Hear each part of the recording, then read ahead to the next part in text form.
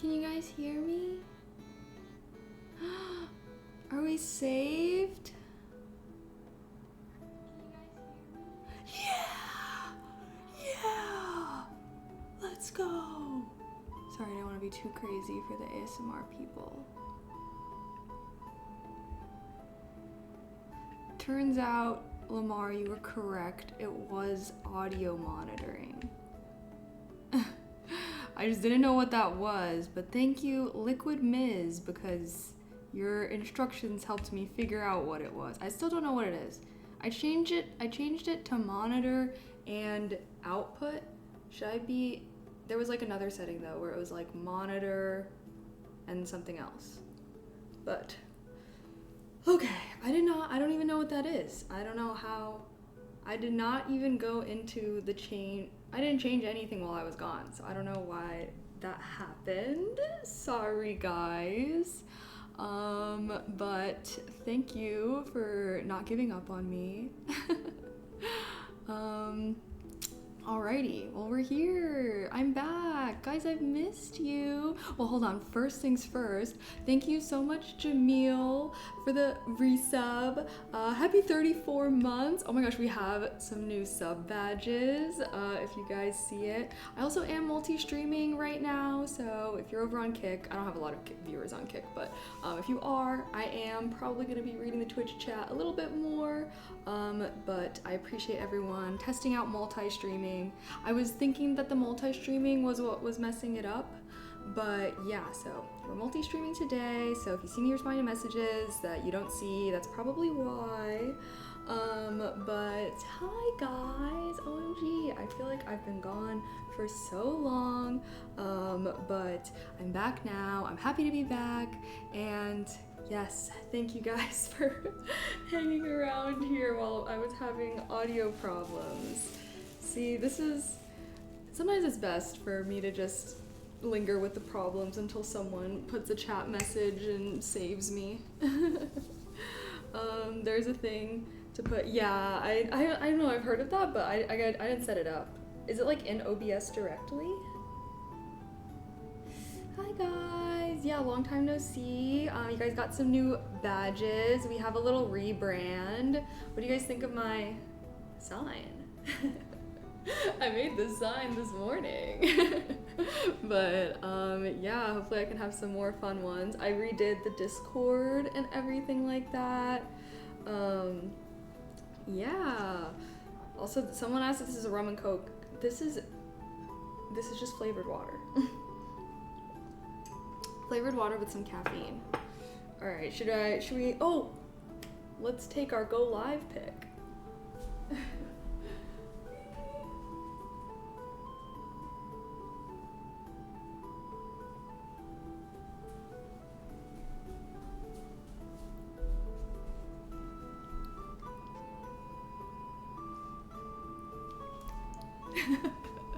Should I stand? I feel like I need to stand on something. I feel so short.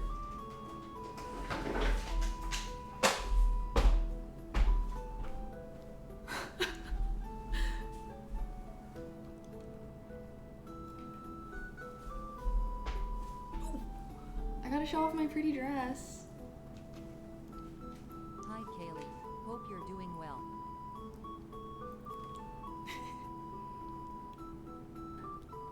Okay. Not the sub. Get off the screen. Sorry, I'm just kidding. Thank you so much, Rager. I didn't see if I got a good pick then.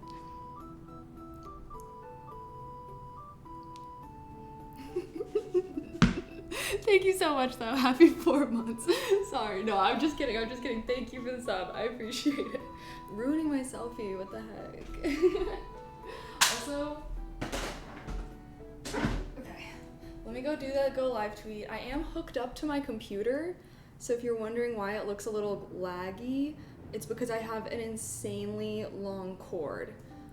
So I think that's just why the camera's just gonna be a little laggy today. But let me go do my go live tweet from my computer. But yay, I'm so happy that we fixed this. I literally thought I was gonna have to like end the stream because we weren't having audio, but I'm glad that we did it.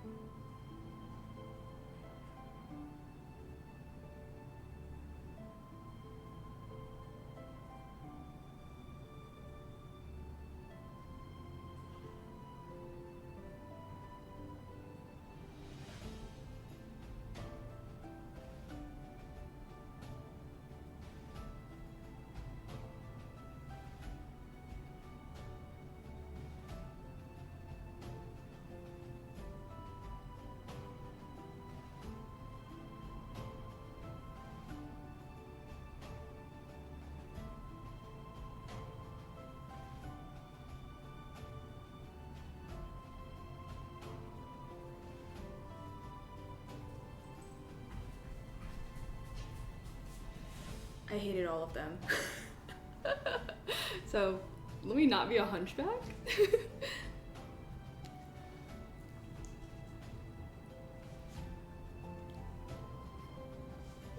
Okay.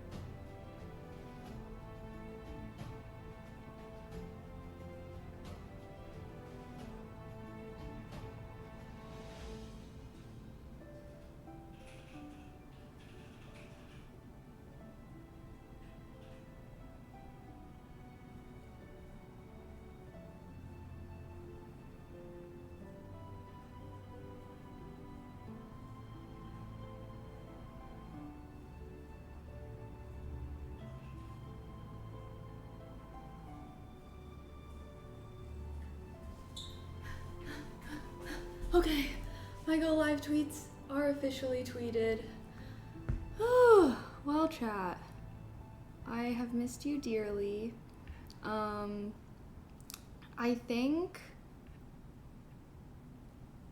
think also the reason why it's like laggy is because when I looked inside, it's like a USB extender essentially, but it wasn't the blue kind. So I'm actually gonna order a long USB extender one, but that's like the blue one, because that's supposed to be a lot faster, right? So sorry, we will have like this kind of, it's not super laggy, like I don't think it's that bad, but what should I even look up? USB extender, is it 2.0? It's like USB 2.0.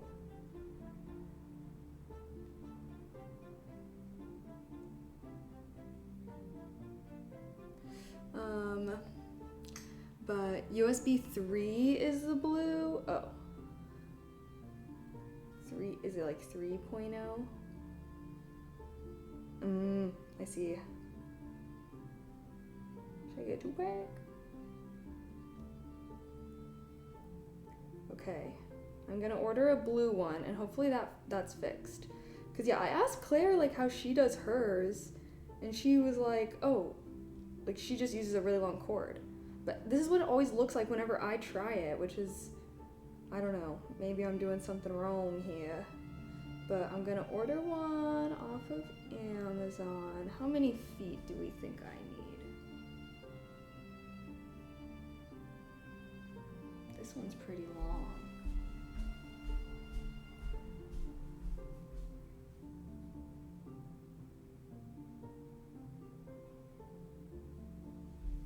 This one looks like it's 20 feet.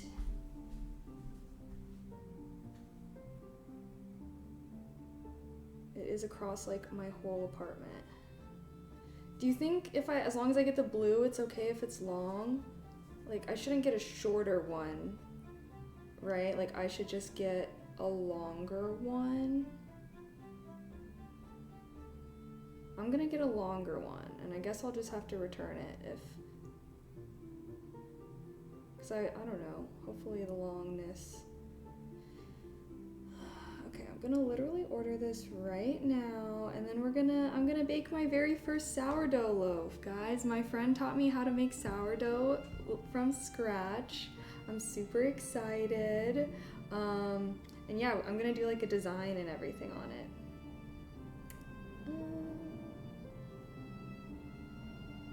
Okay, order is placed.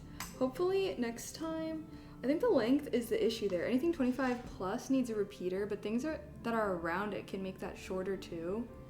Oh. Wait, what's a repeater? Well, I'm hoping that, well, I'll order this blue one and if it's like, I don't know. I'll see. Because I ordered 20 feet. But there was like also 16 feet. So if it's like, oh, I can get away with a shorter cord, I'll return it and get like the 16 feet one. But yeah, I guess like all streamers just have a super long cord, and I don't know how there's like, this is what mine always looks like, but I'm just gonna hope that it's because it's not like the USB 3. I think it's just like a regular USB extender. Okie dokie. You can always use a laptop or your phone camera. Yeah, but then that also causes its own lag because I'm not etherneted in. Like, that's why I still want to stream off of my PC, is because I feel like it's, well, first of all, I have like all my new scenes and everything set up, and I didn't have it set up on my laptop, so I was like, oh, I'll just use it that way. And yeah, plus like obviously PC is a lot better. It's wired into my internet directly. So yeah, you can add the laptop and phone cam to your OBS. What? How? I've tried to do that before, but it only works when I like stream off of my laptop. But Video Ninja? Liquid, I feel like you're like a tech god. Would it be really annoying of me to ask if you could potentially put that in the tech channel of my Discord so I can look after stream? Because I know I'm gonna forget that. Actually, I'm gonna write that down. Video Ninja.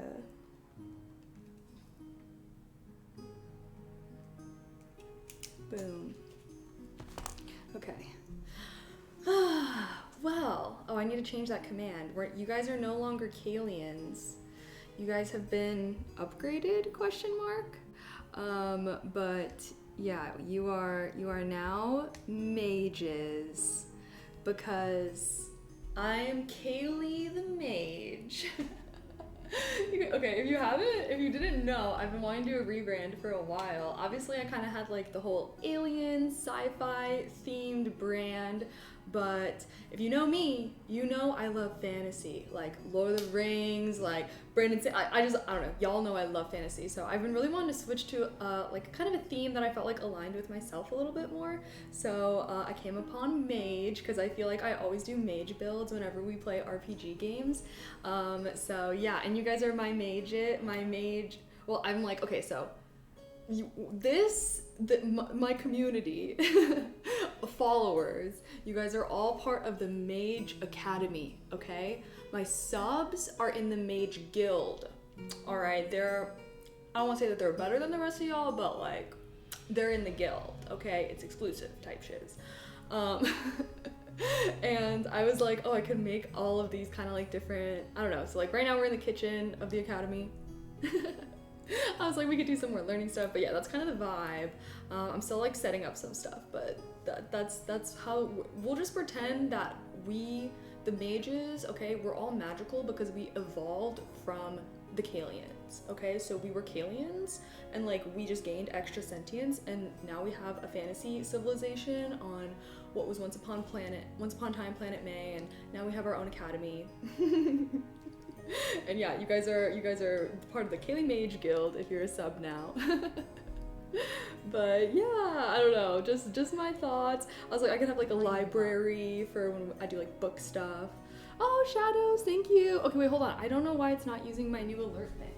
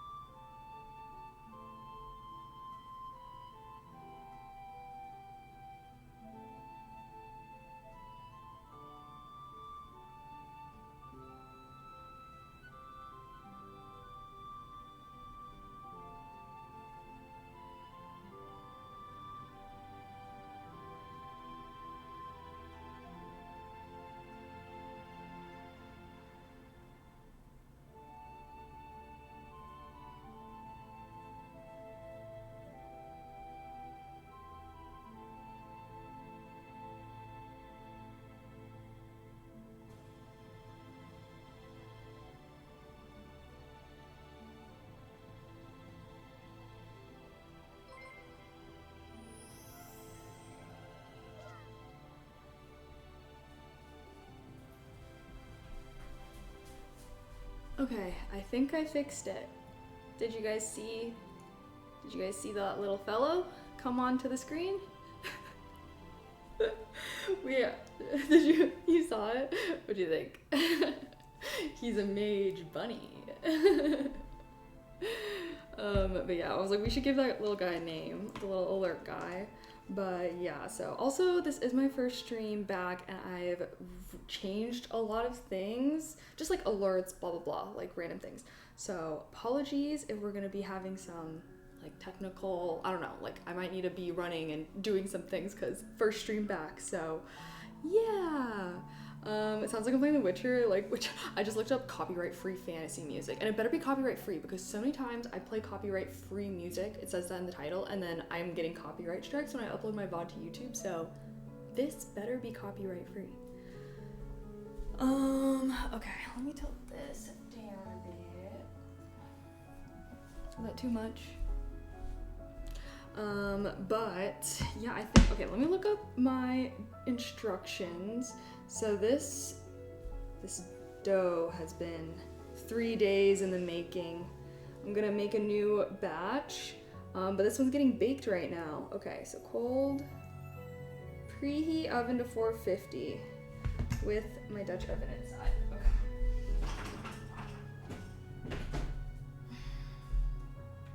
Where is my Dutch oven?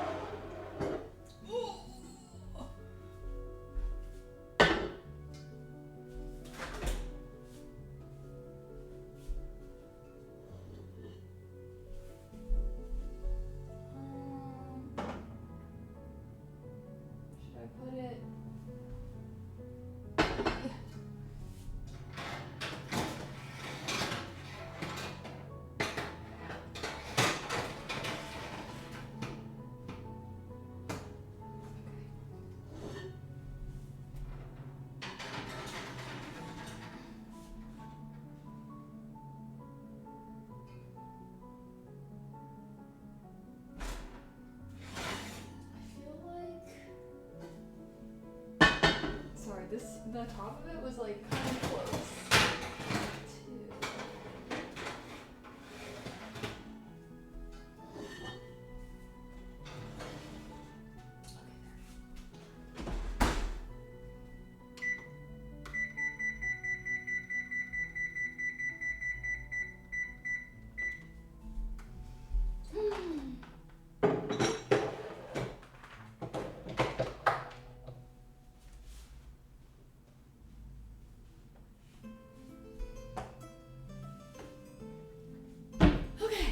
Oven is preheating.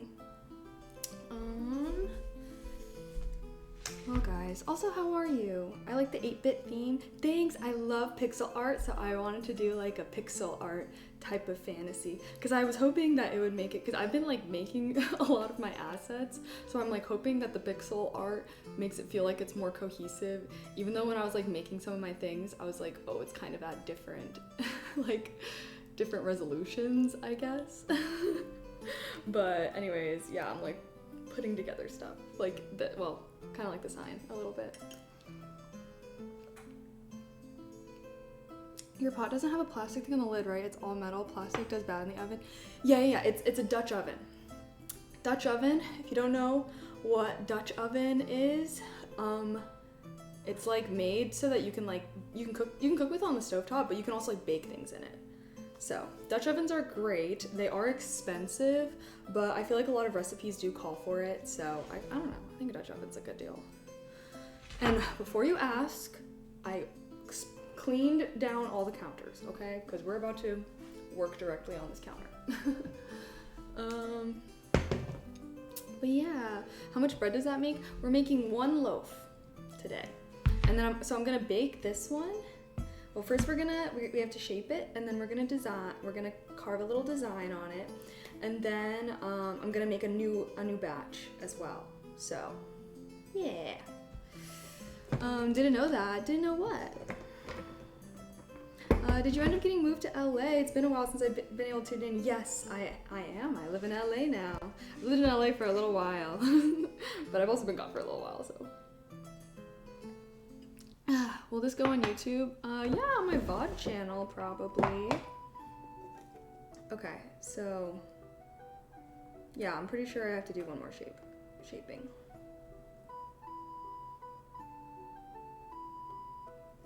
Actually, let me text my friend. I'm like, let me text my friend to make sure.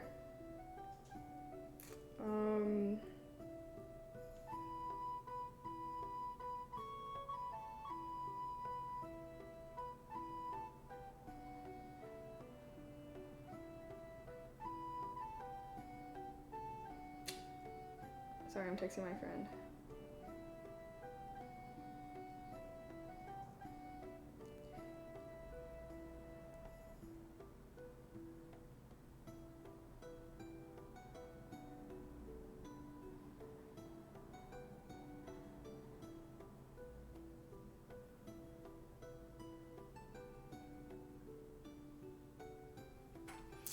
Okay, hold on. I'm gonna wait for her to answer, because, by the way, my friend, well, you guys have met her. She's been on stream before. Her name's Lauren.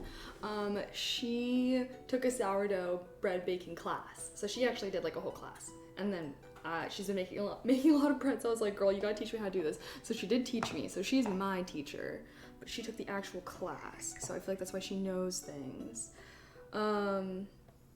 Normally you don't let it rise in the band tin until after the final shape. Okay, well I did shape it before I did this. So that's why I'm like, I don't know if I'm supposed to shape it one more time or not, but this is my very first sourdough loaf. I'm excited. Hopefully it comes out good. I've not made this bread before. So first time making it, so hopefully I don't F it up. If I do, humiliation. Oh! Okay, actually never mind. I don't think I need to shape it.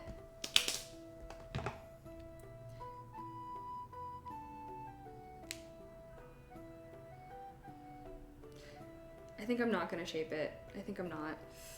If you want the assurance against the bread, you can use, oh yeah, parchment paper. That is what I will be using. Where is the parchment paper? But we're gonna carve our design.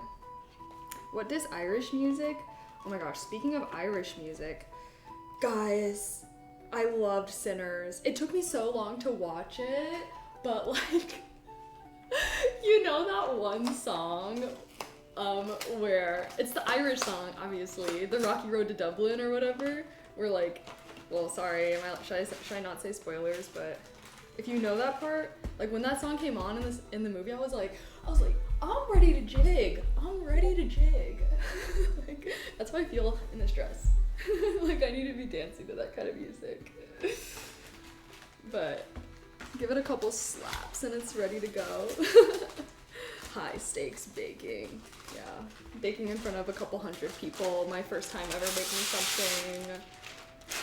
Ugh.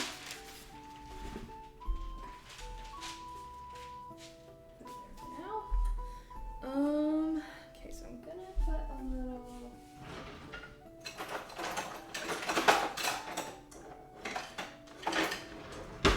sifter, and I have my sourdough stuff right here.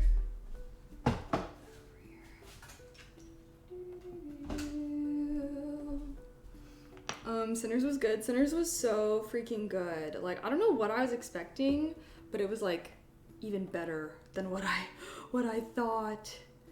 You definitely could be dancing in the meadow in that dress. I know, that's why I was like, I feel like it's a good bread baking dress, you know?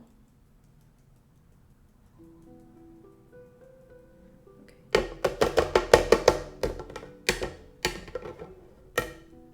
Alrighty. What if Chef Ramsay was watching? Well, it's okay. I don't need to be a professional chef. Oh yeah. Oh yeah, look at that shape, guys. Very nice. Okay. I might have put a bit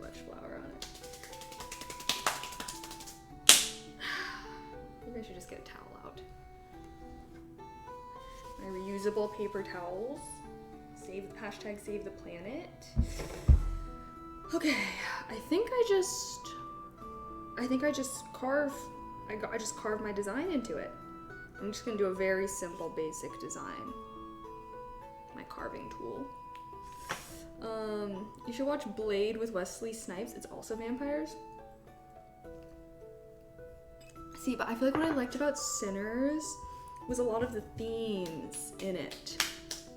You know?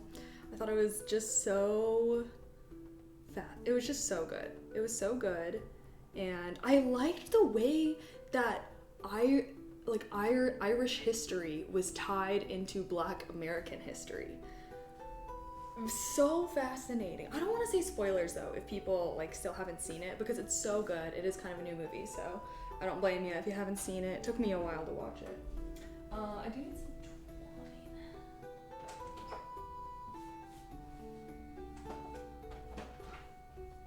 Where's my twine?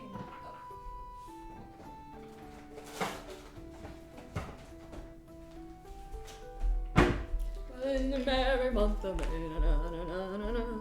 Did they sin? They did sin. It was like, oh my gosh, it was so good. It was like, I feel like Sinners was like Irish history, Black American history. Both of these communities were kind of like oppressed by Christianity, but then like also really believe in it. Like, oh my gosh, like I don't even know how to get into this, because obviously like one of our main characters, like they got the pastor in there, and I don't know, I just so much, it was just so interesting. It was so interesting.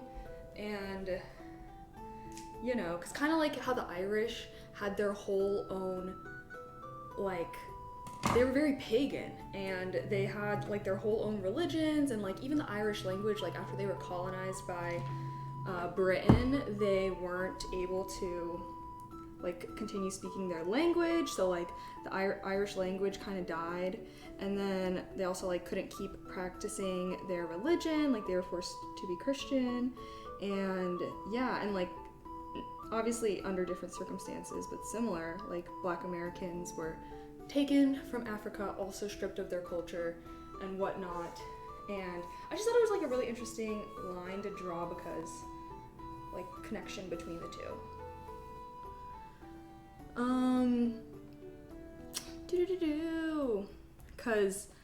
Because okay, well, should I say spoilers or should I not say spoilers? Okay, so I'm gonna carve like a little wheat design on it, I think. Interesting parallels throughout history, yes. Well, because obviously like a lot of, well, you know, statistically, like I don't want to say third world countries, but like people that experience very hard lives and don't have a lot of control over their lives are more likely to be religious. Like more people, like wealthy, well-to-do off people are more likely to be atheists. I don't know if that makes sense. And it does make sense, because it's like, okay, if you can't really have a lot of control over your life, it is comforting to believe that there is like salvation after death, or that things will get better, right? And not that there's anything wrong with that. I think that religion is very powerful. But yeah, I just like really explored a lot of really interesting themes. Well, because also like vampires are like a Christian demon, right? Like that's why they're burned by holy water. You can like kill them with a cross or whatever. Like it's not just like any random monster. Like vampires specifically are like a monster from Christian mythology. But yeah, so that's kind of how it ties in Sinners. Okay, wait, I don't know if I'm doing this correctly.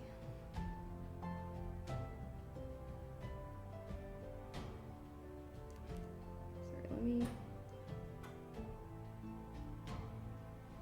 try to make a little design.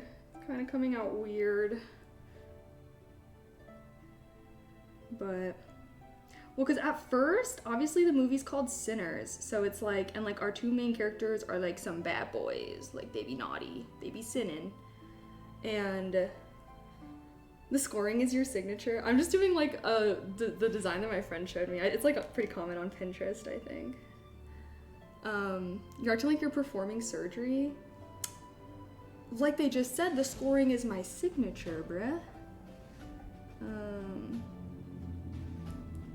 So gotta have it look kind of decent, I feel like.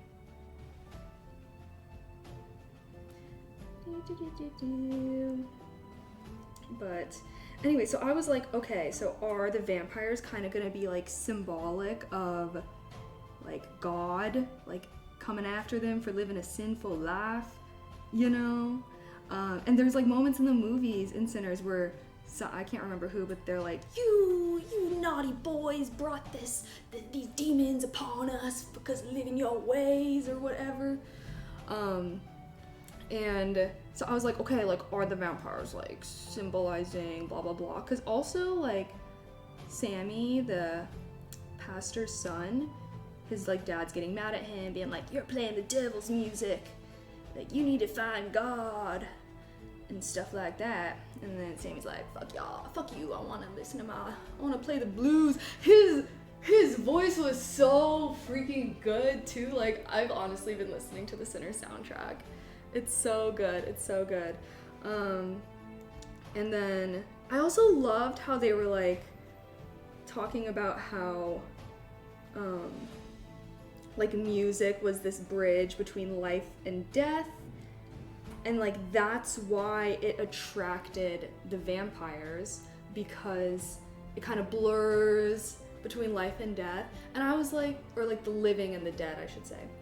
And because like that's so true, like when you play music, like old music, it's like the people that made that music, like that's like why culturally, oh my god, sorry, I'm like getting so into this, but like that's why it's so sad that these communities, like Black Americans and the Irish, like what we were saying, why it's so sad when they're stripped of their cultures and even of like music. Sometimes music is the only thing that survives. And that's why like when, you know, a lot of Africans were brought to America and then made to be slaves, like that's why like so many of like the slave hymns, or even just like the pounding, like it's kind of remnants of African culture. And even if you just think about the history of music in America, because they even showed like the future as well of like, you know, like rapping and beats and all of these things. And it's like so crazy when you think about like beats came from like Black Americans who were slaves, and they were brought from Africa, and a lot of African cultural music uses a lot of drums. And like,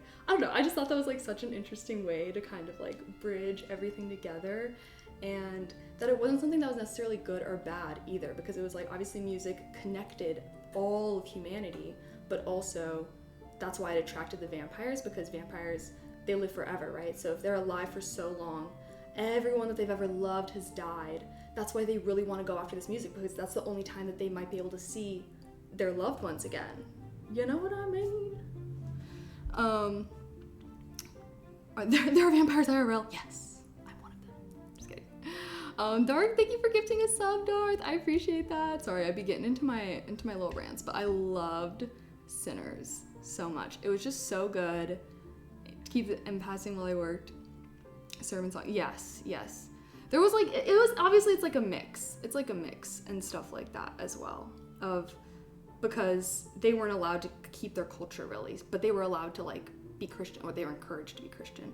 And I just also thought like it was really interesting, like parallel, because at the end, well, should I say spoilers for Sinners? But there's a moment where like one of the characters is like praying at the end. If you know the scene, you know what I'm talking about. I won't say spoilers. But I just thought it was very interesting.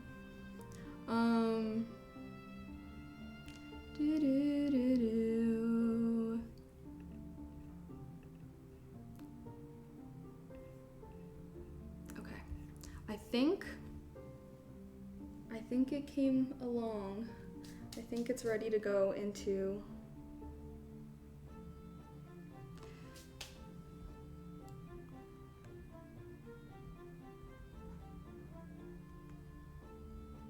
Should I take a picture?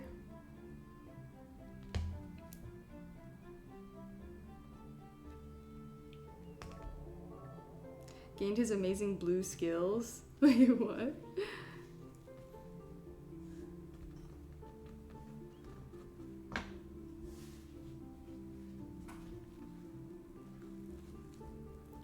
Maybe I should have done this on the parchment paper. Is that what you guys meant?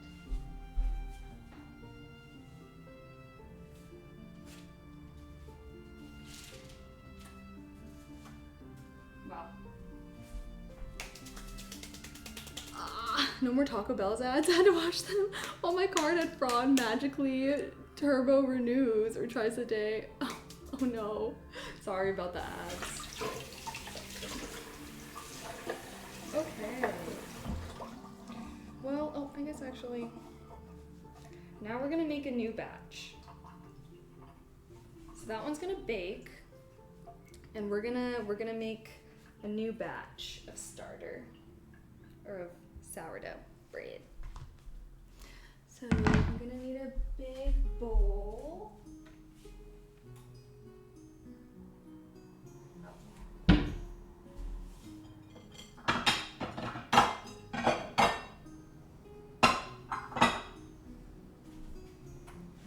Do need a scale.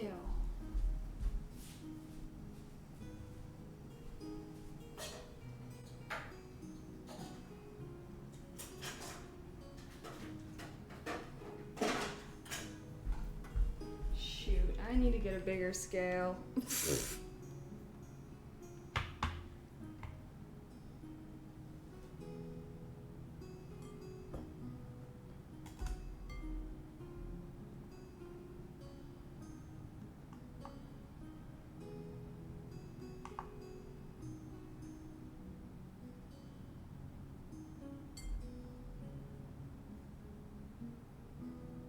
OMG.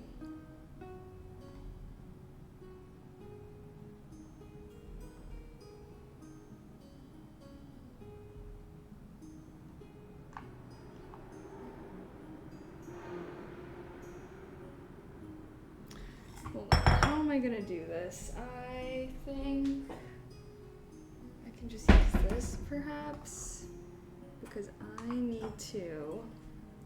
Now I need to measure out.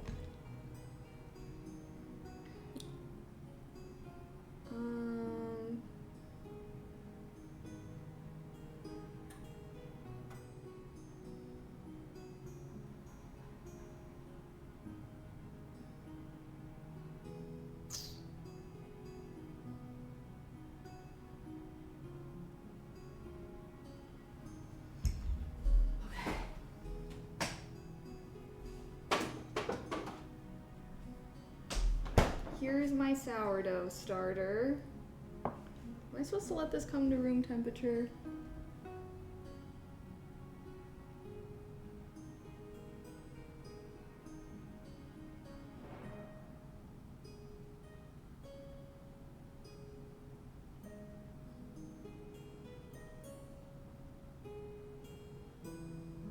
Okay, so I need 10 grams of this.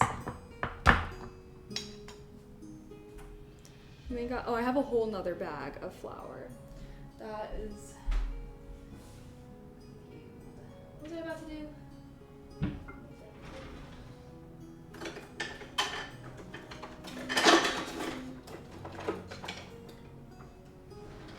I also got a new jar for my starter.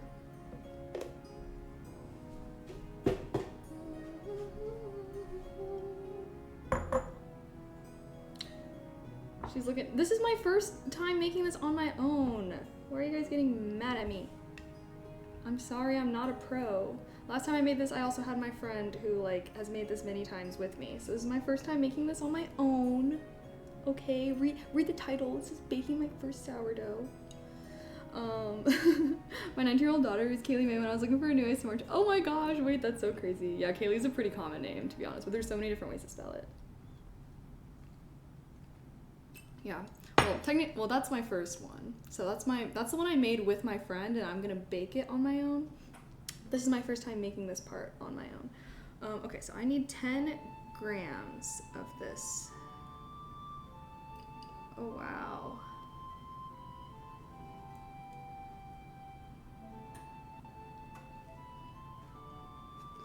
First, maybe I need to remove this dough. This looks so strange. So strange.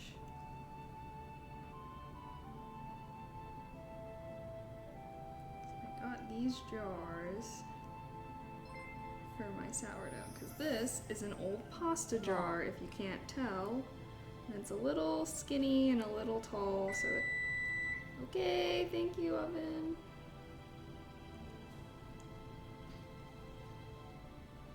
Wow, it's really sticky.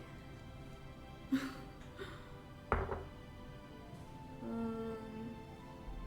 just use like a fork. Passable, thank you for the tier 1. Happy 5 months. Thank you, thank you. Hey. Hello. Wait. Oh, there.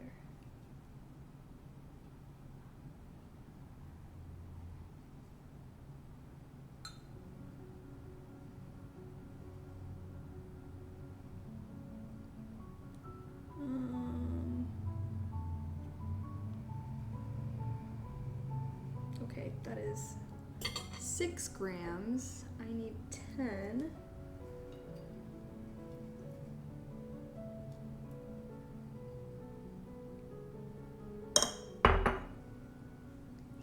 Grams is a tiny amount, like less than a teaspoon. What?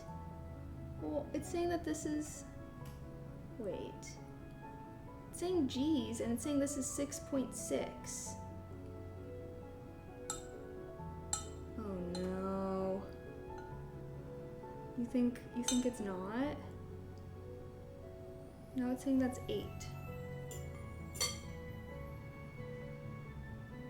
I did zero the scale with the thing on top of it, so it's only measuring this part right now. Oh gosh. Well, I think as long as my ratio is correct, it'll work out.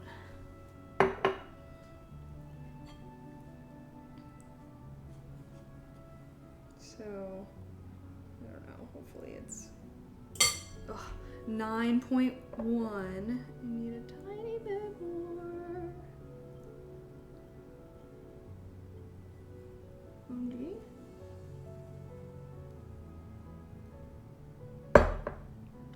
This stuff is so sticky. Come on, separate. Separate, bruh. Okay. I would trust the scale, not a chat comment. Well, maybe the scale. I've not really used the scale before. So. 10. Okay. 10 grams of starter.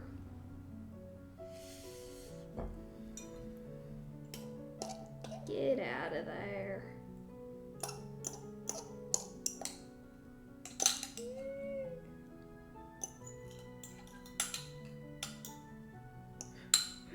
Well, I'm gonna use this to measure everything else, so.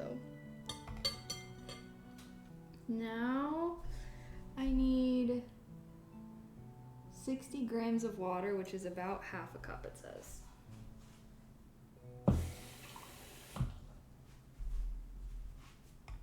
It says that's 33.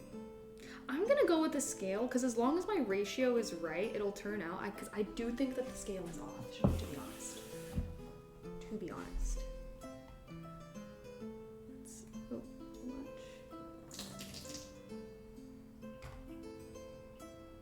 It's not enough.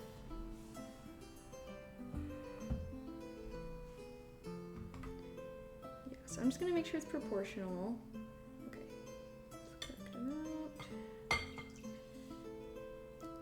And then 60 grams of unbleached flour.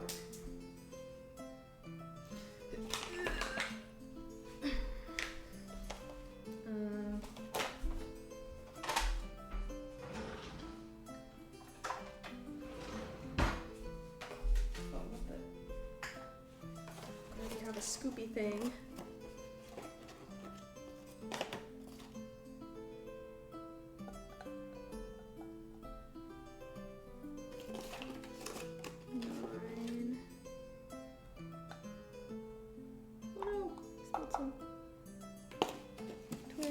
33.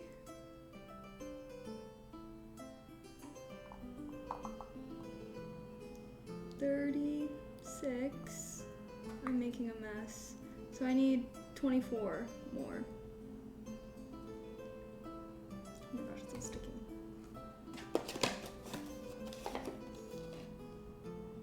Oh my gosh, I'm spilling flour.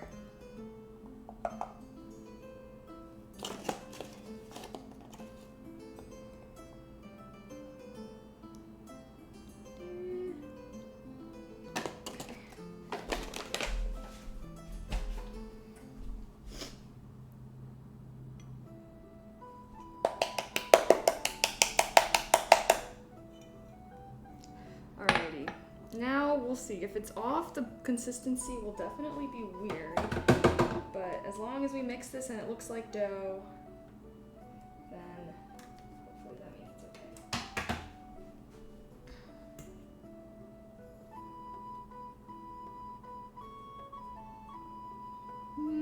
Put it there. Okay. Yeah.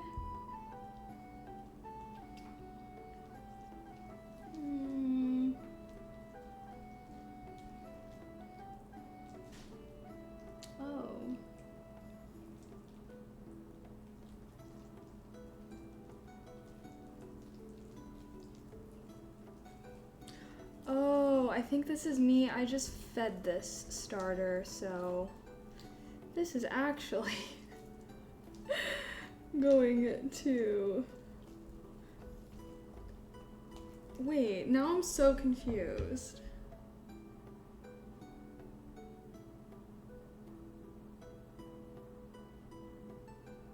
Okay, I think that I just fed this starter. Because this isn't even to make the dough. This feels like a lot. So now this will turn into more starter. My child. This is my child. So let's see if I can get that into there.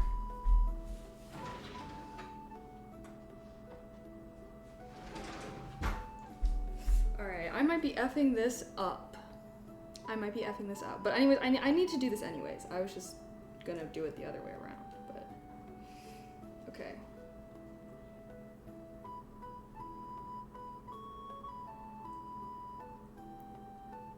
Oh gee. Don't spill, please. Don't spill, please. It's kind of spilling a bit.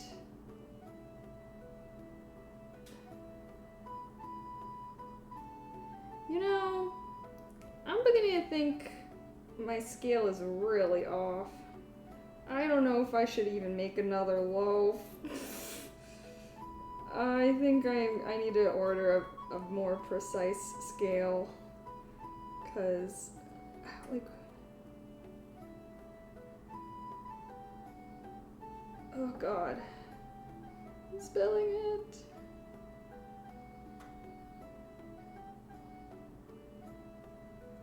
Yeah, because this is like way more than it should be. Okay, so this might just have been an F up.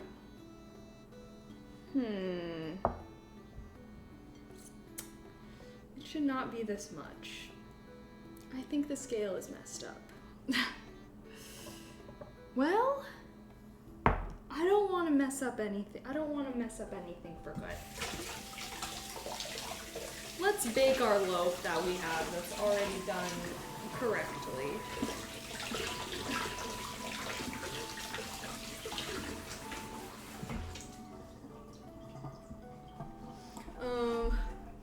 I like how you got 5 different dough containers right now. New baker issues? No, for real. Well, because like I only had this jar, but it was like, you can see it's like tall and like the top is kind of skinny, so it was like hard to get stuff out. So I ordered these like regular mason jars.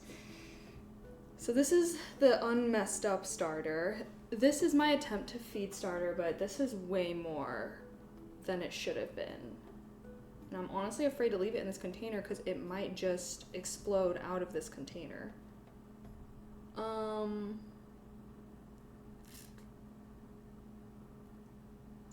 So... I might start in a plastic container in the fridge that I cracked the lid anyway so it won't explode. Yeah, my friend was telling me because you know how like mason jar lids are... Yeah, she was saying like don't screw it down all the way. Okay, I'm just gonna... Yeah, we're not gonna make another loaf. I'm sorry guys. I don't want to mess this up. Here's my unmessed up starter. Allegedly, this is the starter I fed, and I feel like it's gonna explode out of this jar. I almost want to put it back in that jar. Oh, my Lanta. Okay, well, let's bake this one. Let's bake this guy.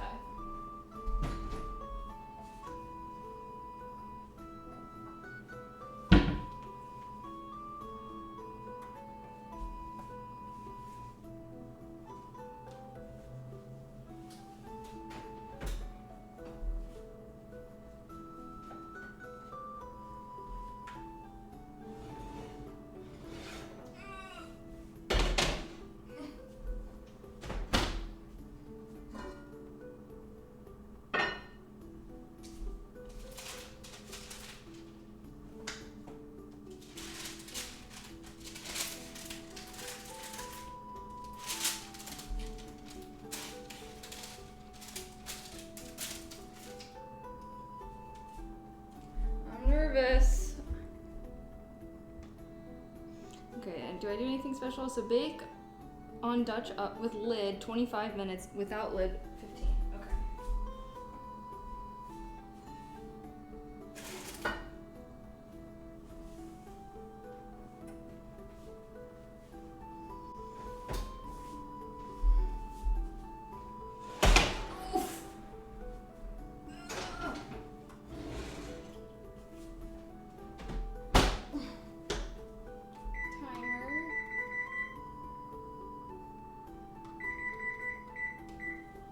Okay. 'Tis baking. Okay. 25 minutes with lid, 25 minutes without. I'm gonna order a scale. Food scale. Oh my gosh, someone's dog is going crazy. Can you guys hear them?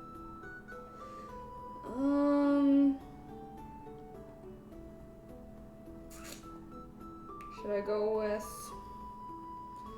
Oh wow.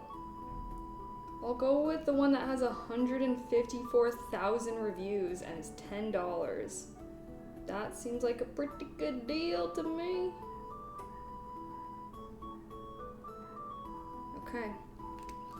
Good safety. Classic mistake is take the Dutch oven out and when roasting hot, touch it with your hand, burn it. No, I'm like, I hate getting burns. My kitchen at the moment, I heard your beeps and thought it was me. Sorry, well, you're gonna hear beeps again in 25 minutes. Okay. I'm ordering a scale. And we'll just have to redo. Cause what the heck? This is not how much it's supposed to be. That scale was messed up. But, oh well. Like, should I just leave this in the bowl? Like, technically the starter, it is fed. But I think it's just messed up. I don't know what to do.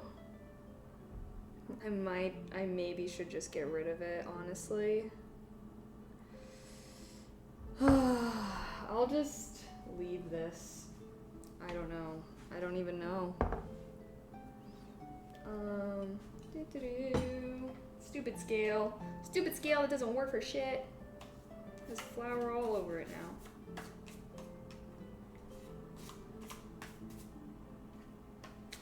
I don't even know why I have that. Okay, well, you can leave it on the counter or fridge, but it will overflow because it's so full, right? You think it would overflow? Yeah. Like, maybe I'll just put it back in the bowl? Just get out. Just get back out of here. I know you're an F-up. You're an F-up, so come out of the jar. You're not allowed to be in there. Only good boy starter can be in the jar. Well, it's not my fault that you turned out, sorry, it's not your fault that you are bad. It's my fault. Well, it's the scale's fault. I'll just let it sit there And yeah, once it rises, I'll see if it looks like starter or not, but I honestly just think that that scale is really messed up and that the proportions are probably off. Do you have anything you know the exact weight of? No, I don't. Like, not in grams. I don't really have, like, I know I'm sure you're talking about like those little weight things too. I don't have that. But, I don't know. I don't even...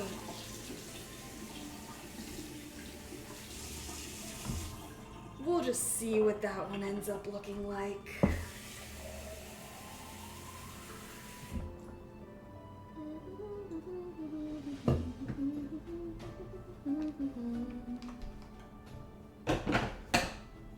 Okay. Mom found the sourdough jar. The sourdough jar, if you have a dollar bill, it weighs exactly 1 gram. That is very interesting. It's okay. I'm honestly gonna take my L. I think I'm just gonna take my L. Because baking, I just feel like you have to be exact. It's not like cooking. If we were cooking, I'd be like, oh, it's fine. It's fine. Baking, it's not fine. It's not freaking fine. Right. Just soap on my hands. Oh no.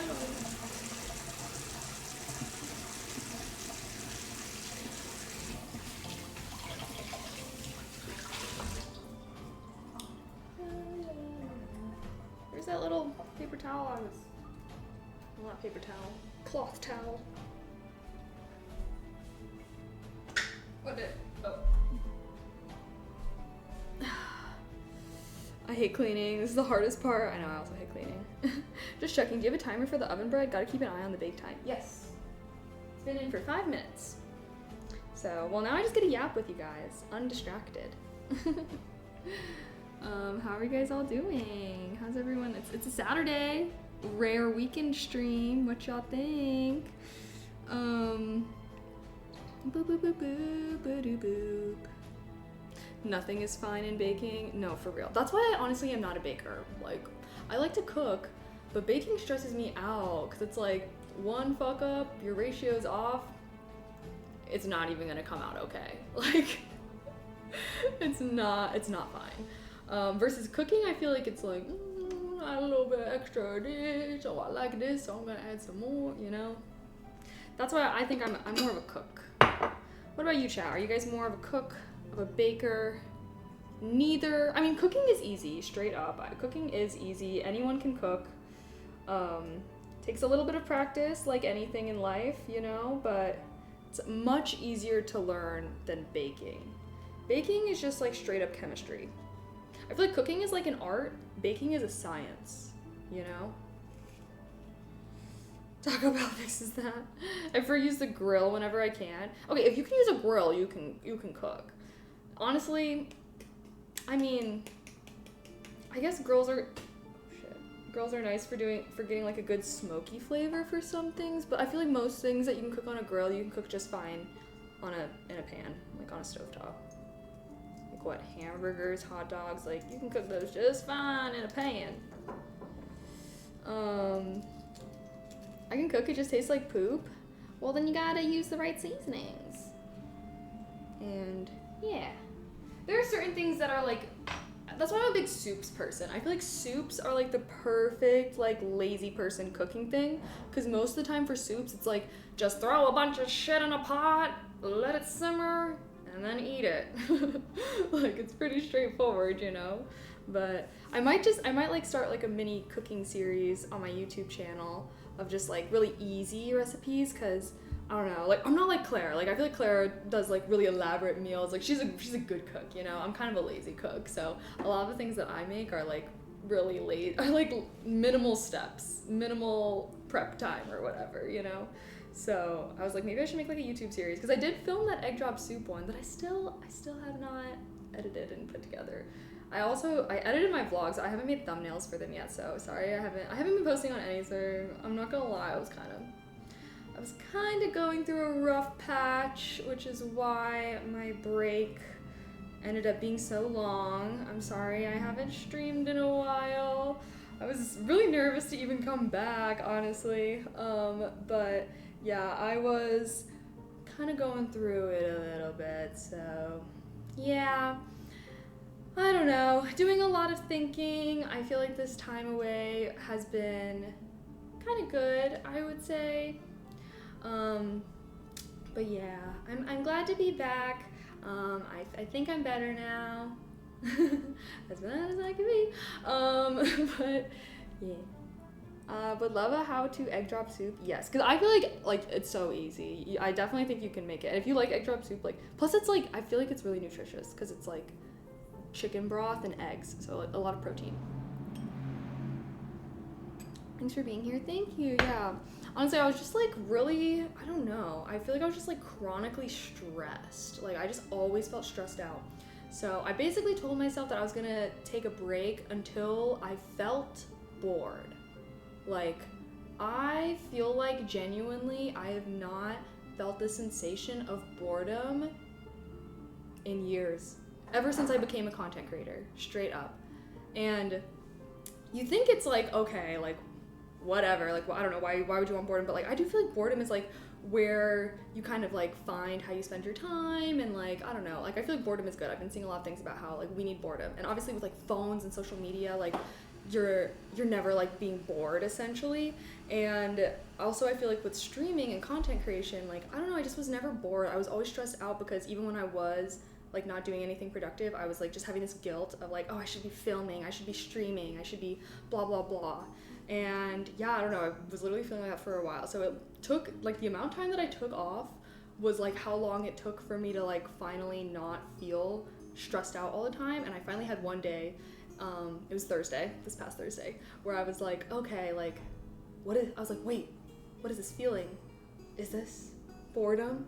And then I was like, okay, I think I can come back to stream now. So I think I'm in a much better headspace. And yeah.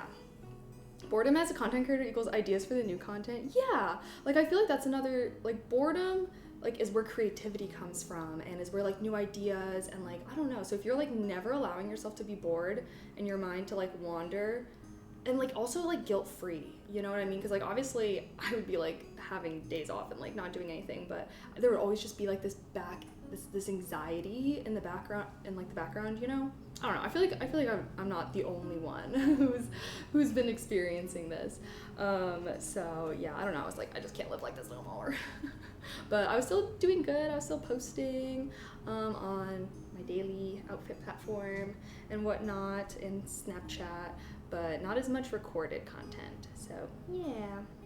Are you seeing a therapist too? I like kind of started seeing one, but I don't know. It's like really hard for me to find a good therapist. I was like thinking about going and trying to find one, but I don't know. I feel like I never find good ones. I don't know. How do you find a good therapist, guys? Because I just feel like I'm not, every time I've like gone, I've like seen a few, but like, I don't know. I just like never, it works out for me. Making bread wouldn't be the same without us. Yeah, well, I've also been painting. Do you guys want to see a painting that I did?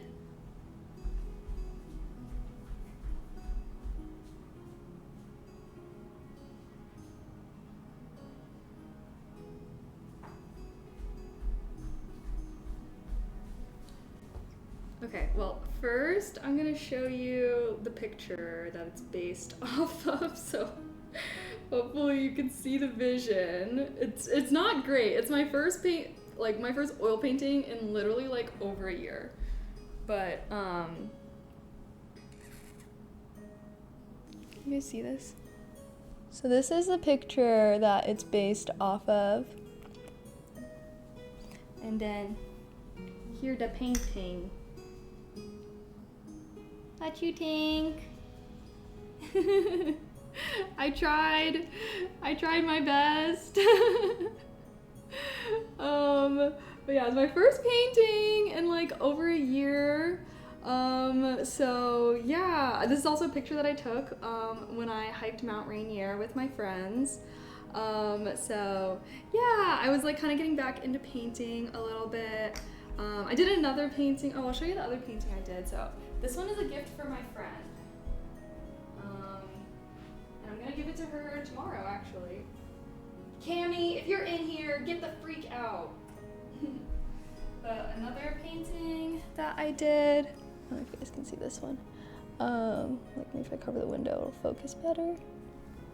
But yeah, so here's another painting I did for my friend who lives in San Francisco. The same thing, this one's like kind of based off of a picture that I took when I visited her. And yeah, so I painted that for her as part of like her birthday gift and stuff like that. Where did I put the, I don't even know. And then for Year of Not Painting, it looks great. Thanks. Yeah, I'm like trying to get back into it. So that one is my favorite too. Yeah, that one I painted after that one, so I felt like I was, and I also feel like it had a lot less to it, so it was a lot easier. Like I painted a lot faster. And then I did one more painting, but I didn't like how it turned out, so I don't think I'm gonna show you guys. I don't know. I think I need to start painting simple things because I was getting ahead of myself. Even with like the Seattle like mountain one, I was like getting stressed out trying to do like all the little trees and stuff like that. Yeah, so hopefully we'll be doing some more painting streams. I really do like painting. I feel like, I don't know, I took that class and then I never made any more oil paintings after I took my oil painting class. So I don't know why. I'm kind of mad because I feel like I forgot some things, some like techniques that I was taught. Before the bread so you could start over. Wait, what? Yeah, so painting streams incoming, but probably in like a focus stream format because I feel like when I used to do painting streams in the past, I was like chatting with you guys so much that I would like, it would take me 5 hours to do the easiest painting. So if we want to have legit painting streams, I'll have to do like, okay guys, I'm like not gonna read chat right now, I'm gonna do this, you know? But yeah, I've been painting again. And yeah, I was kind of doing some like clay crafts and yeah, trying to connect with my inner artist. So I'm happy to be back and happy to be like doing some more fun stuff like that with you guys. What am I reading? Oh my gosh, I've been reading the Poppy War series recently. I just made like a TikTok about it and an Instagram reel, which I tested out this thing on Instagram Reels called like a trial reel. And it made it so that my reel got like no views, so kind of #regrets. But yeah, I started reading this series called The Poppy War. That's really good. I'm also gonna read Sunrise on the Reaping, the Hunger Games prequel that came out recently, and I also read a memoir. I've never really read a memoir before, but it's called Educated. It was so good, and yeah, I don't know, I'd never really read memoirs before, but this one's called Educated. It's very good. Yeah, we can do like one of your study streams, but like instead you're painting in intervals. Yeah. And I can have something where I'm like, oh, I have TTS on or for like subs or whatever, so that way like you guys still can talk to me, because it's not like focus where I'm like, I need to be 100% locked in, but I just know I wouldn't be able to do like an action, like make a whole, because I've been trying to make like these paintings in a single setting, you know, in a single sitting. So, I don't know. I had to write one in college. It was great on how heavy it weighed. Wait, what? A memoir. I know when I was reading it though, I was like, damn, maybe I should write a memoir. Memoir of an e-girl. Just kidding. Maybe not your cup of soup, but I've read everything John Grisham has wrote. Oh, it's like his most popular book or something. Maybe I've heard of it. I don't know. I don't always know authors. It's the same thing for music. It's like I don't always know artists, but like sometimes I'll hear of like their most popular song or whatever, you know. But very interesting. What does he like write? Is he your favorite author? Yeah, the one that I read that was called Educated. First of all, it was about this girl whose like parents like homeschooled her but like didn't teach her anything, so she had like no education. Homegirl ends up going and doing a PhD at Harvard. What the heck? What the heck? I can't make no more excuses. That's another thing too, guys, is I've been yearning to go back to school. I think I am gonna try and go back to school at some point. Obviously, I think it's too late for me to join the fall semester that's literally gonna be coming up soon. So like maybe in a year or something, but I really want to go back to school. I yearn for school so bad. Like, so bad. So maybe one day, I don't know, maybe I'll do a PhD or a master's or something. A Time to Kill also has a movie. Oh, I've not heard of that before, actually. Sorry, is there a lag?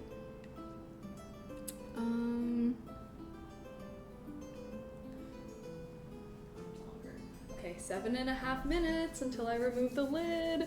I'm so nervous. I'm like, I really hope that this loaf comes out good, especially because this got kind of messed up. I'm gonna actually remove this from my site. I don't want to look at this.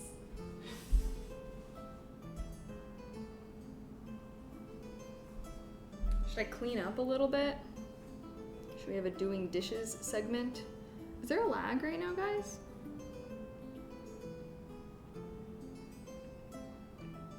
Oh well. Should I make some more Mio?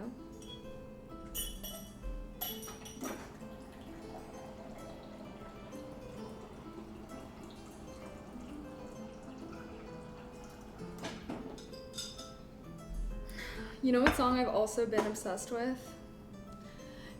Tender was the heart, yes, captive. How's it go? Hold on, let's pause the Celtic.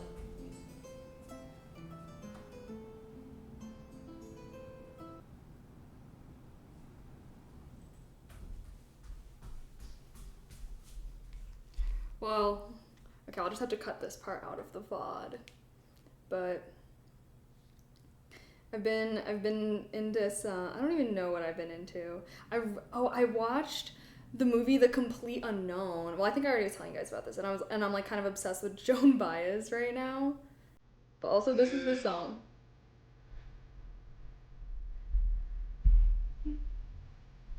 This is from Sinners. Should we do a jig? Wait.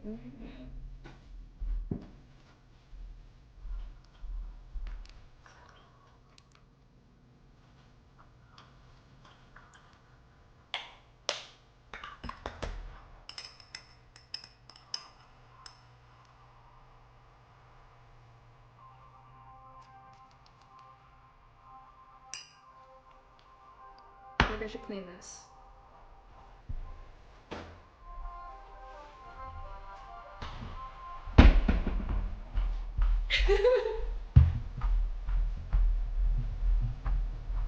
I need more music like this.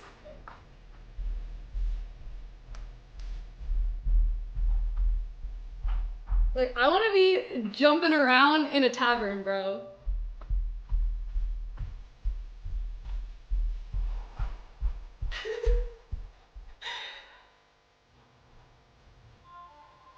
Irish music slaps. I gotta give it to them.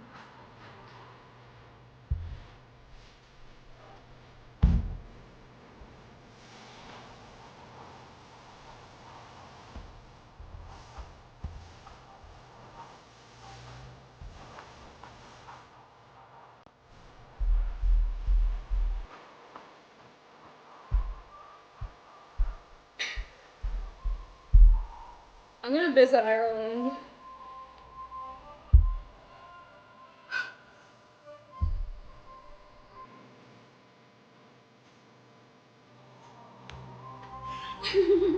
Hi.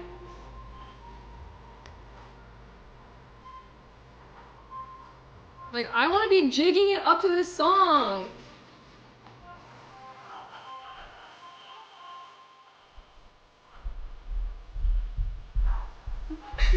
I'm like trying to remember what they were doing in the movie. They were all just like.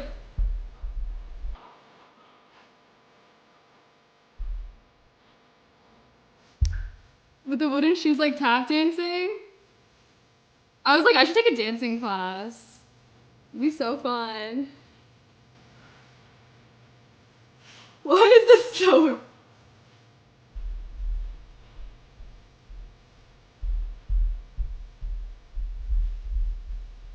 This is like a perfect dress for dancing to this song. Dance.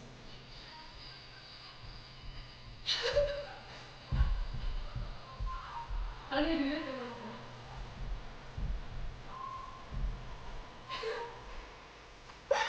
Sorry, that was my apartment's messy. I didn't clean it for sure.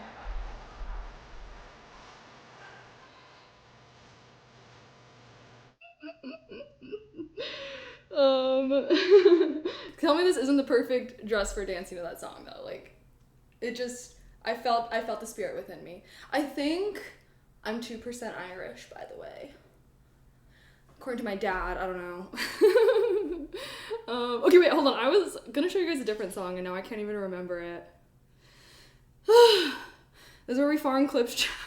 Yes. Okay, I am also trying to be better about posting clips, so please feel free to start clipping me. Oh, this song.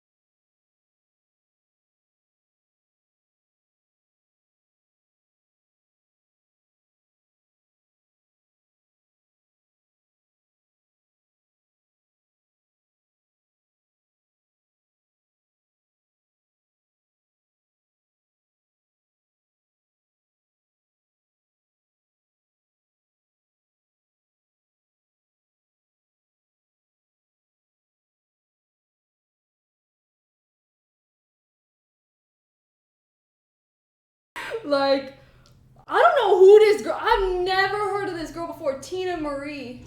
Obviously, I'm late to the freaking party, but she be singing her heart out. I'm obsessed. I'm obsessed. Does anyone have any other song recommendations for this girl? I've heard of this one, I think.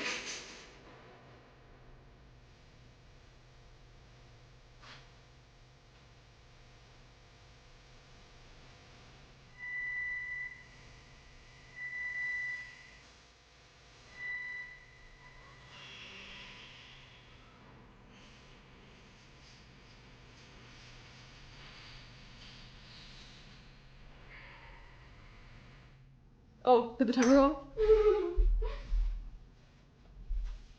Tender was the kiss when you held me captive in your sweet embrace.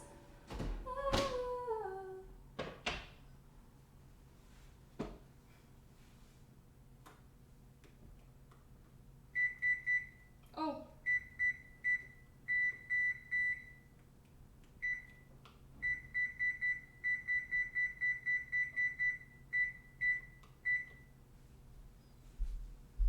Whew. Alrighty. Oh, snap, new artist to add? Yeah, I guess she's... Also, this lady does not even look the way that you would think. Like, when I saw a video of her singing, I was like, this is what the lady that sings the song looks like? Like, damn, but she be hitting those notes, for real.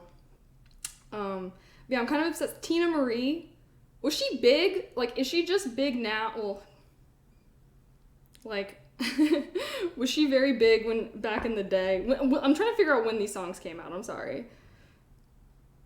I think... Oh, gosh. Damn. Oh. The 80s.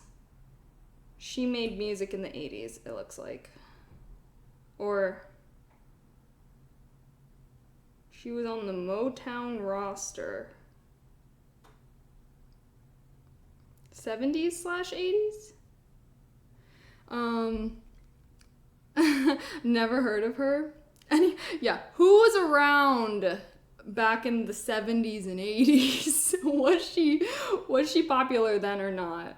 Because these songs are fire, bro. Like, I feel like I just keep discovering like artists that were really popular like 50 years ago and being like, guys, where are the Johnny Cash fans at? I mean, he's always pretty popular, but like Joan Baez, I'm like, I love her. I know my mom has played her music. I didn't really know her most popular song. Like, apparently this is her most popular song.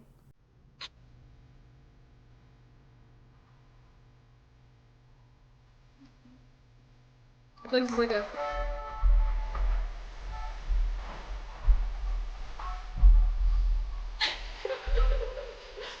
That's how I do the dance to this one.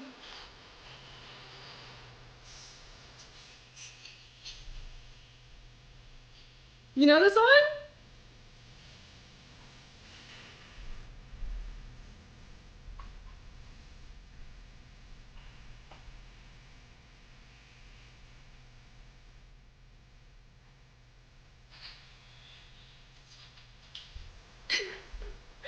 What?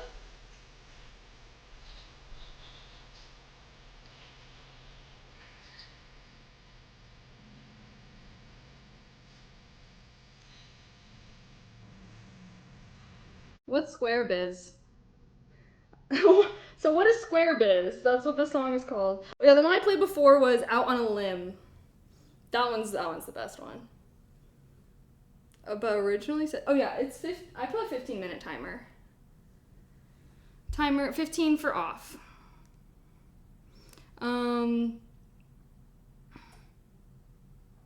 Yeah, I said 15-minute timer. I did have parachute pants and track shoes I wore back then. Sounds like stuff that was on Soul Train. So is this considered like soul music? I don't even know. I'm like, what genre is this? Because I do love it. I liked this one that she had.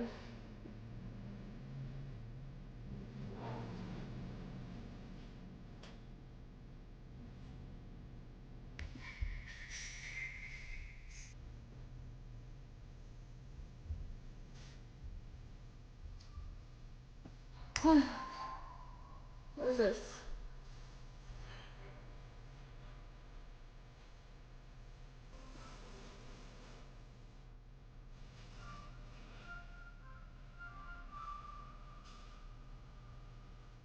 Okay, anyways, so I've only been obsessed with her for the past few days, but before that. Yeah, pretty much some of it was like the new house music. House music. I mean, why?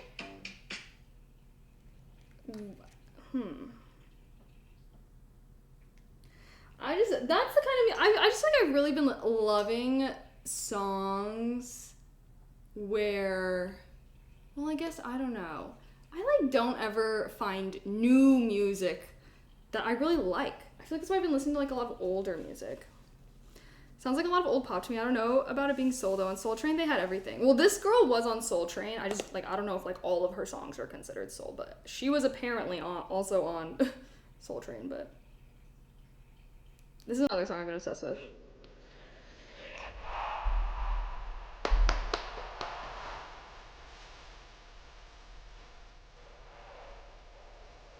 Here's the train coming, it's rolling down the bend, and I ain't seen sunshine since I don't know when. I'm stuck in Folsom Prison, that's what it keeps dragging on. But the train keeps a moving on down the San Antone. When I was just a baby, my mother told me, son, always be a good boy, don't ever play with guns. But I shot a man in Reno just to watch him die. Yeah, the whistle blowing, I hang my head and cry.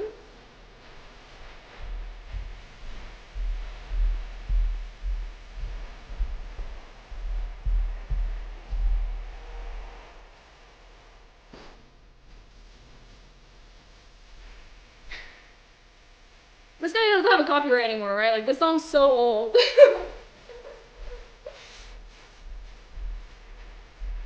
I bet there's rich folks eating in a fancy dining car. They're probably drinking coffee and smoking big cigars. Well, I knew I had it coming. I know I can't be free. But those people keep a moving, and that's what tortures me. I'm getting a workout in right now.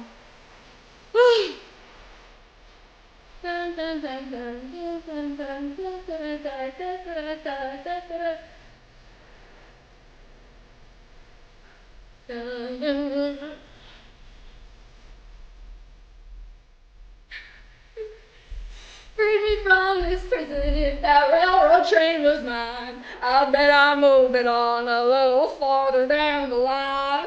Far from facing prison, that's where I want to stay. And I can whistle, blow my blues away. He goes so low at that part, I can't hit that note. I can't hit that note. Good Southern sing. Sorry, I'm just trying to sound like Johnny Cash. I will never, ever. That's the one thing about Johnny Cash that kills me is like I can't karaoke his songs unfortunately because I will never sound like Johnny Cash. But you know what? Maybe. Well, here. So another song I've been liking. Apparently though, so this is by Joan Baez. But she did not write this song. I found this song through the Complete Unknown movie with Timothée Chalamet. I was like, what is this angel's voice blessing my ears?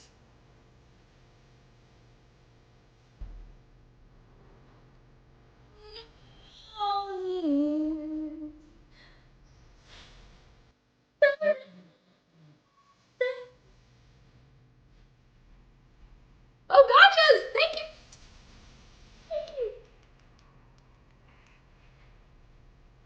The dinosaur.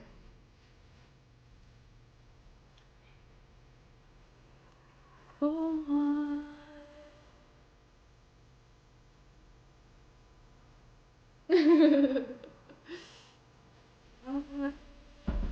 Listen, my mother said,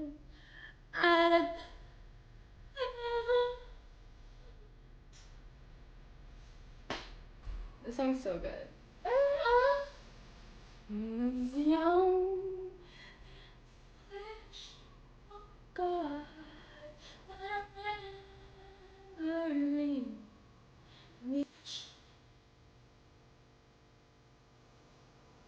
The original? Who sings the original of this one?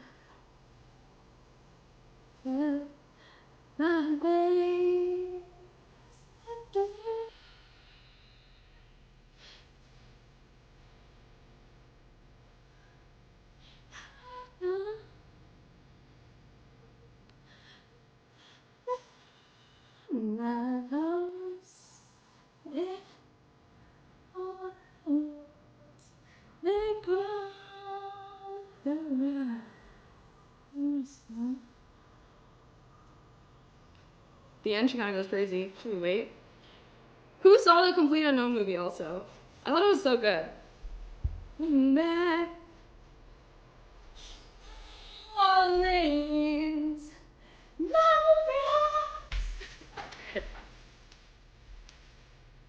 I can't hit that note, sorry. Okay, wait, someone said to play this other song by Tina. You guys said Fire and Desire. Wait. Why does that sound so familiar?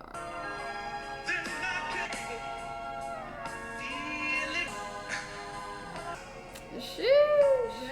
Alright, sorry. This is I don't want to listen to a 7-minute song. Am I being lazy? I just got back from Iceland. Oh my god, I do want to go to Iceland so bad. I hope you had a good trip. OMG, did you like do hiking and stuff like that? But yeah, I am kind of obsessed with Tina Marie right now, currently. Tendo. Okay, I just want to hear that one part of her song again, and then I will shut up with the singing and the music.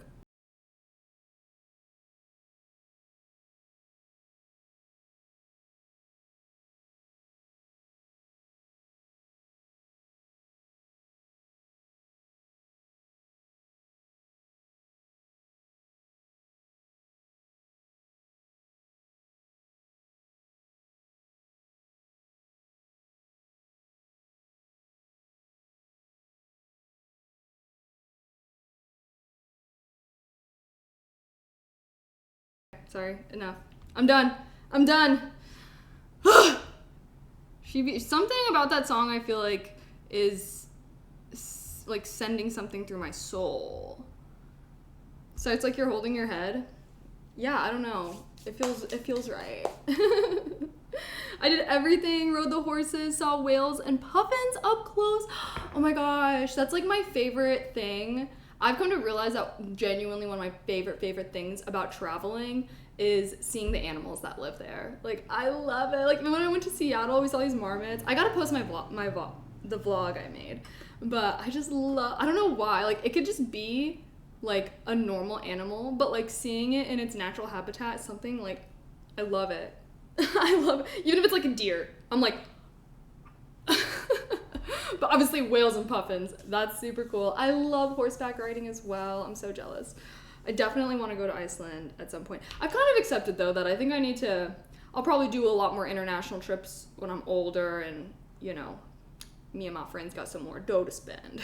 I'm like, I'll do my local trips while I'm in my 20s and maybe, well then I'm 30s, so it's like kids, I don't know, but yeah, I would love to go to Iceland one day, for sure. Iceland's only a 5-hour flight from Chicago. Oh, I'm not in Chicago no mo.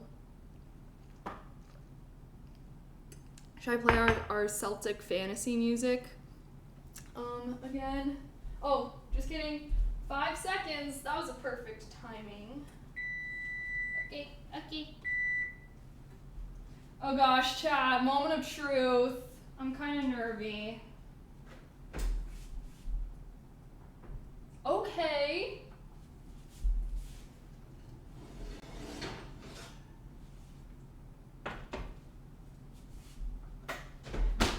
Well, okay. It got a little messed up. My design. Well, oh, should I bring it over here?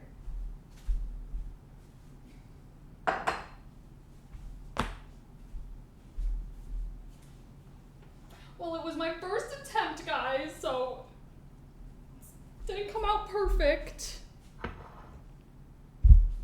You guys see?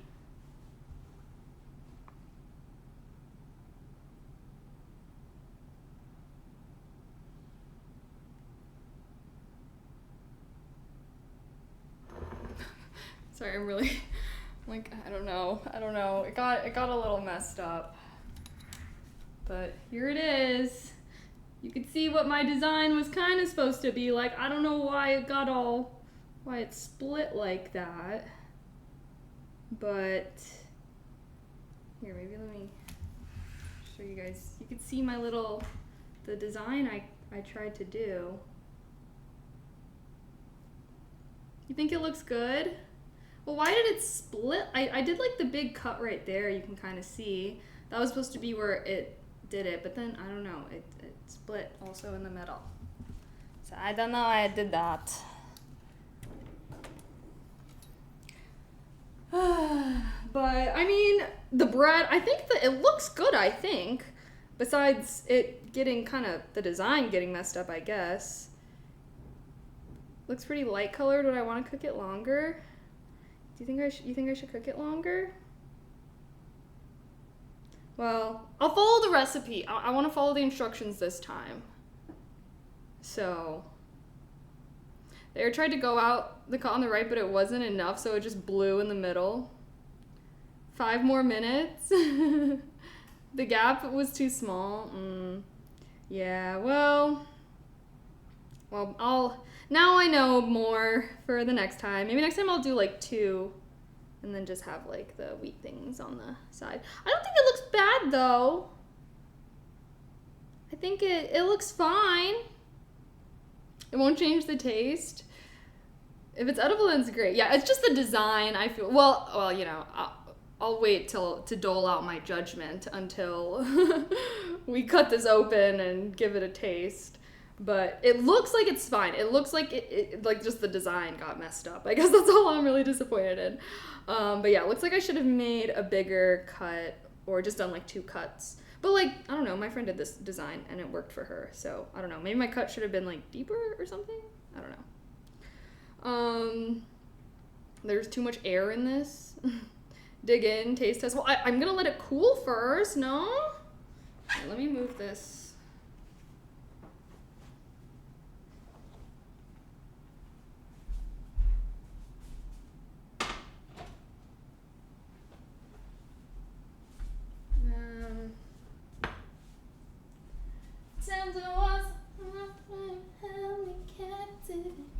Sorry, that song is definitely gonna be stuck in my head for a while.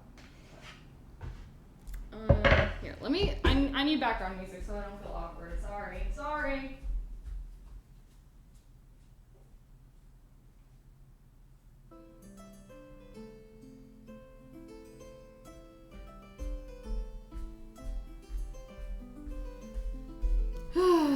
Okay.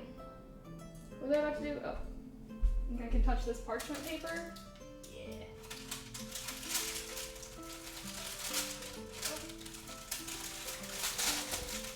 Oh, wait, why is it tearing? Don't tear. Ah! Woof! Right as I said it. Damn. Okay, chat. I think it's. I mean, it looks a little mess. It looks a little fucked up. It looks a little fucked up, but you know, I think it could be more fucked up. What the hell?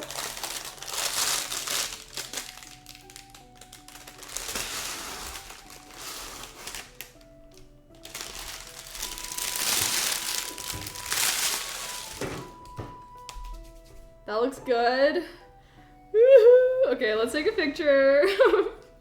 That looks like I'm gonna send a picture to my friend, but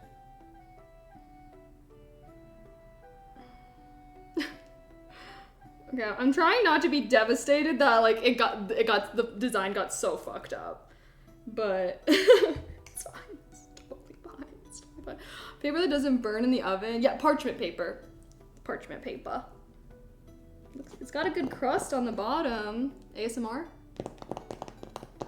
Bread ASMR. Smells good.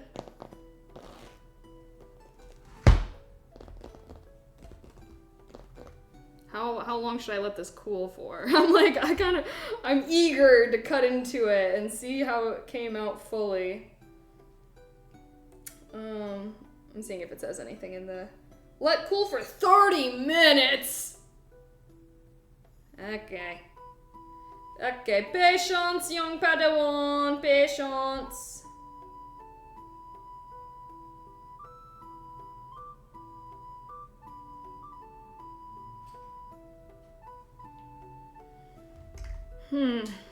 Probably at least 3 minutes. If you go early, it can deflate because it doesn't set the structure of the bread. Okay, well, we can all just stare at this bread for 30 minutes. Was this my first try ever? Yes. This was my very first try ever making sourdough bread. Any kind of bread from scratch. So, I can't be that upset that it did not turn out perfect. So, all I can hope is that in the future, I'm hoping to make like one of these a week. It's supposed to be sour. Yeah, wait, have you never had sourdough before? It's sour. Well, so to make sourdough bread, you need to have some starter. This is alive, by the way. This is a living bacteria colony, and you must feed it. Like, it is my child now. I should name my starter. What should I name my starter?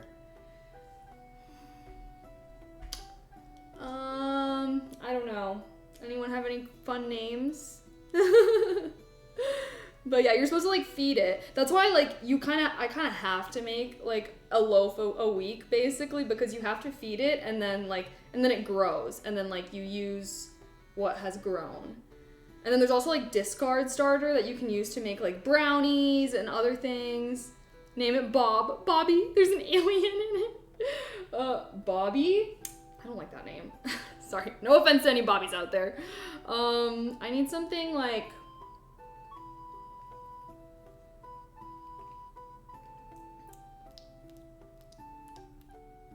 I don't know. I'll have to think about it. Name it Timmy? Limmy? I feel like I wanted to do something like related to bread or sourdough or bacteria or colony or yeast. Wait, is it considered yeast? I don't know if it's considered yeast. I think it's yeast. Because that's what makes it rise.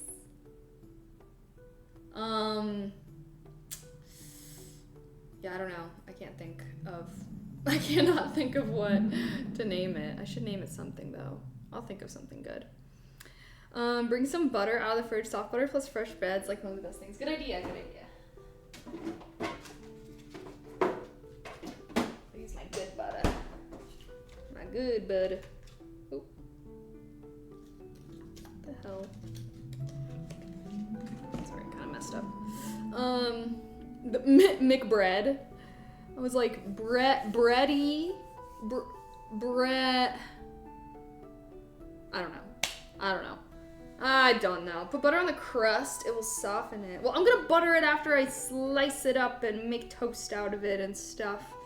It's hard for it to cool as you're smelling it. I know, it's like literally right here in front of me right now. But I shall be patient. But yeah, I'm so excited. I'm very excited though, because I do mostly buy sourdough bread when I grocery shop, and it's like, wow, one less thing that I need to buy.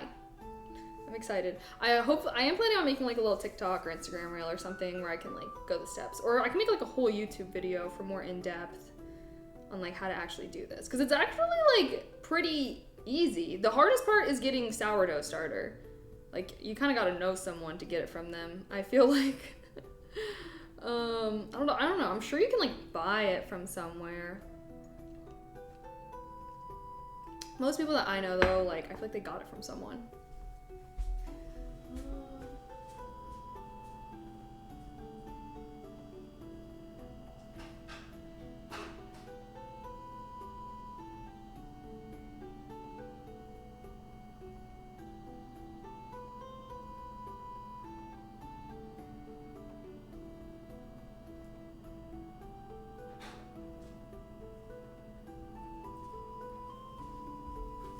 Sorry, I wanted some chapstick.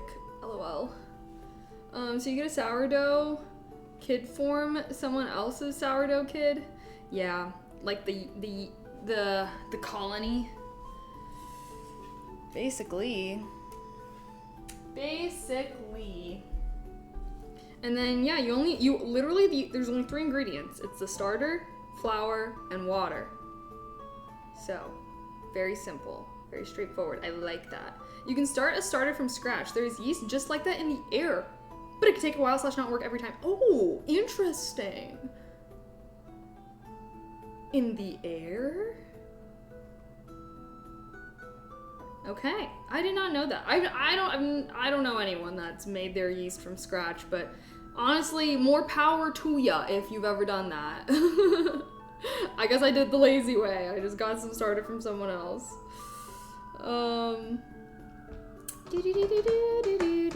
Oh, TwitchCon. Oh yeah, guys, who's going to TwitchCon? I'm so excited. I'm excited for TwitchCon. Should be fun. Let's see. What else has been going on? The T app. Y'all hear about that T app? Kind of crazy series of events with the T app. If you know, you know. And yeah, I don't know. I just have like been seeing what's happened through social media, basically. I don't know if anyone else knows anything about that. No, I'm not on. I didn't get it or anything. I mean, I feel like everything happened so fast. So basically, well, if you don't know what the T app is, well, I didn't even know what the T app was until I was like seeing posts where it's like, oh my gosh, this is the #1 app in the App Store right now, T app, and well, if you didn't know this, I feel like something that's been happening. Well, basically, let's start at the beginning. Fast forward, I don't even fucking know how long ago, like year, 2 year, I don't know, a couple years ago, maybe less than a couple years, around a couple years. Basically, this guy in New York was like caught dating like 20 girls at once or something like that, because like someone basically posted about him and then like a bunch of other girls were like, wait, I'm dating him too, like an insane amount, like I don't even know. But like he was lying to all of them, like saying that they were the only one. And yeah, I'm like, you might remember this because it was like this huge thing or whatever. So then after this happened, like there started being like these Facebook Facebook groups. I don't even use Facebook, so I don't really know how this works, but like there would be Facebook groups for specific cities, so like New York or like Chicago or LA, whatever. And then like girls would basically post pictures of guys that they were dating and basically would be like, is anyone else dating this guy also? And sometimes like it would be like, yeah, like turns out dude had like 3 girlfriends, and like then they find out through these groups or whatever. So that's how this even kind of came about. It started to be this whole like thing of like, are we dating the same guy? It would be like, are we dating the same guy like LA? Are we dating the same guy Chicago or whatever? Was these Facebook groups. So I guess somebody got the idea to just make this into an app. So that would be the T app. And so I guess this T app, you have to like apply to join, and you have to like submit like your ID and then like do a verification picture of yourself and all of these things. And then like once they were on this app, like they would like post about these guys. And originally this was also, well actually sorry, I should go back, because I think that also like what kind of started this also was that like these guys that were like lying, it's not just that they were like lying, dating multiple girls at the same time and like these girls were upset, like this was also like, oh, this guy assaulted me. If you like don't go on a date with this guy because he might drug and do bad things to you. So that was also where it was like from a safety standpoint. But I feel like with the T app, it was like no longer like a safety thing anymore. It was more just like, are we dating the same guy? Because like a lot of the Facebook groups, I'm pretty sure were like, it was like more so like this guy is bad, not just like a cheater per se. Yeah, I guess cheating is bad too, but you know what I mean?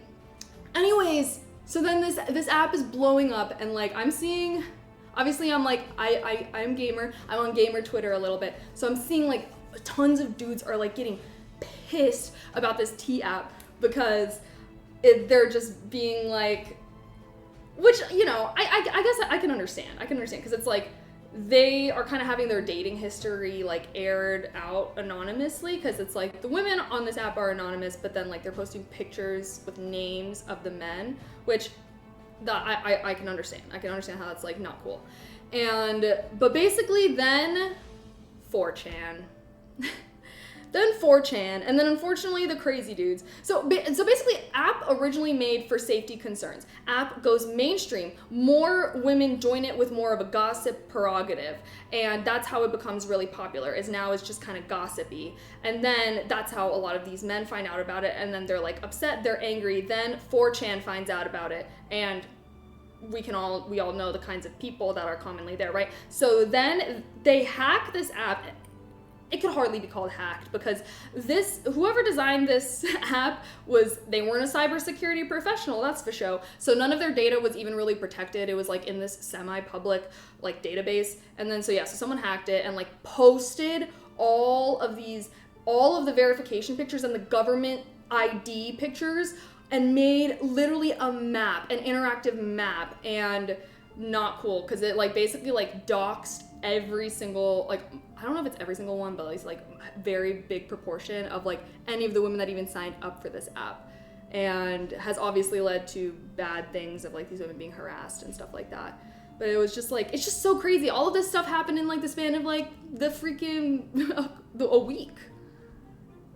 But yeah, obviously I think the situation is crazy. I do think that like those women did not deserve to be doxxed. You know, I think that the app was like kind of crazy and like weird, but like, do I think that they deserve to be doxxed and like now they're receiving like death threats and stuff? Like, no, I don't think that should have happened.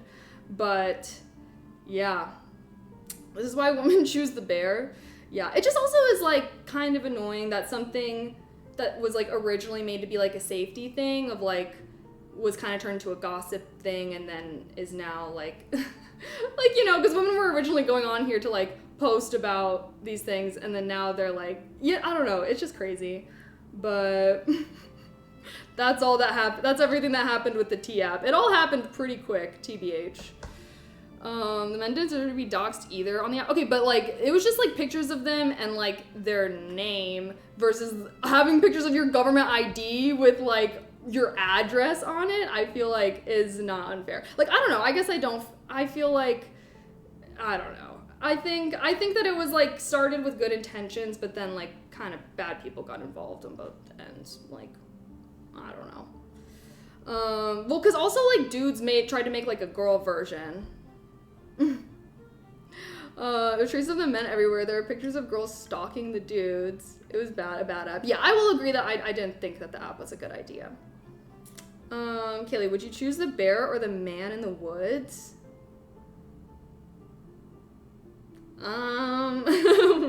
What do you mean? If I'm gonna be trapped, I'll choose the bear. They're cute. What kind of bear? Is it a black bear? If it's a black bear, I'm for sure choosing the bear. If it's a polar bear, I don't know.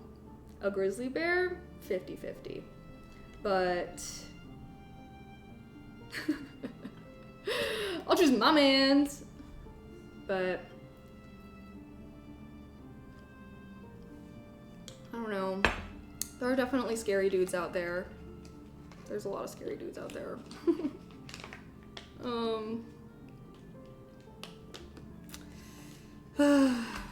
Men are women's #1 natural predator. Fair, LOL. Plus, bears are cute. I was just talking about how I love animals.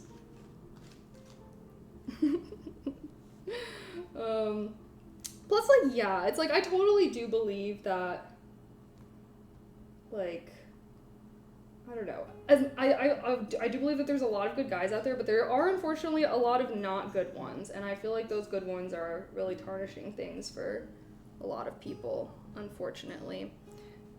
It's like, you know, if there's a guy going around hating on most of the girls in a freaking bar, like the girls are gonna remember them. They're not gonna remember like all the nice guys that weren't doing the weird shit. So, I do think girls need to know about the scary dudes. There wasn't great intentions behind it, but that wasn't the answer to the problem. Yeah, that's what I'm saying. Like, I feel like when it was like in the Facebook things, like I think that was like warranted in a way of like, okay, this guy did this terrible thing to me. Because like oftentimes like when this originally was going on, it was like, then the other women would come forward and be like, wait, like this literally happened to me as well. And like these guys were like lying about their information on these dating profiles, and like that's how they were kind of getting away with assaulting multiple women. But then obviously like once it kind of turned to more like of a gossiping thing, then it's like, okay, like I don't really vibe with that. But I feel like the safety thing of like, especially if there's someone out there, you know, multiple, like, yeah, I think that was very valid and whatnot. But I don't know, man, the dating world seems crazy out there. I really gotta admit it. I can't. It's weird. It's weird. Hopes and prayers to all the soldiers out there, because I don't know. I just feel like there's just so much crazy stuff that goes on.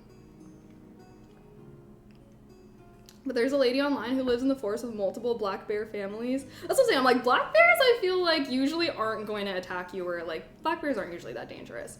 Neither really are grizzly bears, but like, that's why I was like, polar bears? Yeah, like, polar bears, stay away. I remember one major story of that where they caught a guy. Yeah, that's why, like, low-key, I'm just kind of anti-dating apps in general. Like, I've never really vibed with them, but I don't know, I guess I can't really speak for a lot of, because obviously a lot of people do meet like good people off of the dating apps. Dating apps just seem scary. Like, I don't know, like that.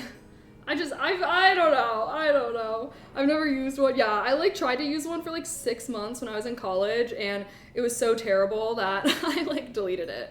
And I like never really matched with anyone. Like, I don't know, because it is kind of like people can just pretend to be whoever they want to be, like social media. You know, it's like the same type of thing of you don't really know what someone's like until I feel like you meet them in person.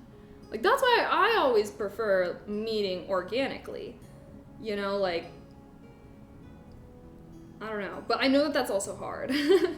I feel like I recognize that may also be difficult to do, but I think it's worth it. Like, I feel like even though it's harder, because you have to like go out into the world and like actively, you know, do that, versus I feel like apps are like obviously way easier. I feel like even though it's harder, I feel like you're much more likely to find something that you actually want, you know? There may need to still be that kind of site, but it needs to go both ways, as in there needs to be a site that people can be verified. It has records that people have chosen to make public or share individually, but all the info being verified by the company that owns the site. Yeah, I don't know. I guess that's fair. Who knows what's gonna come out of it? I feel like the whole thing is like a mess now. I just wish that they're just like, what if there just like weren't shitty people in the world? That's what I think should just be, you know? Like, what if everyone was nice to each other? Like, radical idea out here, I know, it's getting crazy. Like, that's how I always feel. Like, whenever like all this is going on, it's like, well, what if we just spread love and kindness? What about that? Like, crazy concept, I know. A true utopian planet. I just, like, it does make me so, like, I don't know, man. What if we were just all nice to each other? Oh, that's what I'm rooting for personally. But, yeah, I don't know. Dating market seems scary out there, so. What if we just flex on each other eternally? Wrong.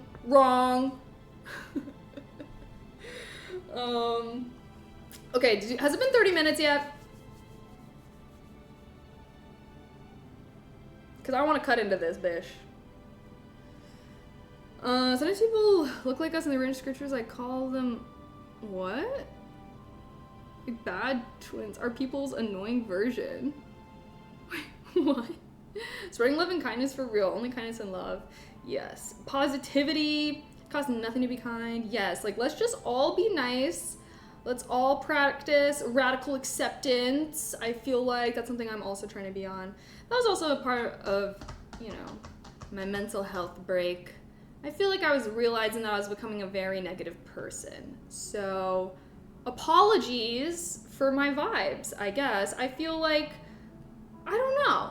I don't want to spend more time talking about things that I don't like than things that I do like. So I'm really gonna try and do that switch. I feel like I became one of those people that I don't like, that I used to not like, of just like talking about negative things a lot. And I wasn't even really realizing that I was doing this until, like, I don't know, my friends kind of called me out, and then I was like, oh, like, I have been being like this, like, I'm sorry.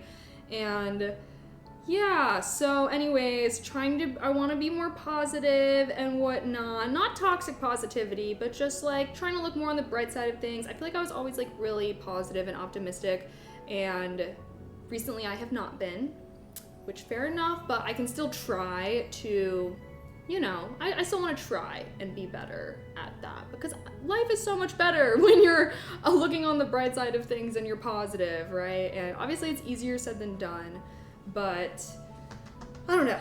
I'm gonna let go of that negative energy that I was having. So I don't know, if you felt like you weren't vibing with my streams or whatever, like, apologies.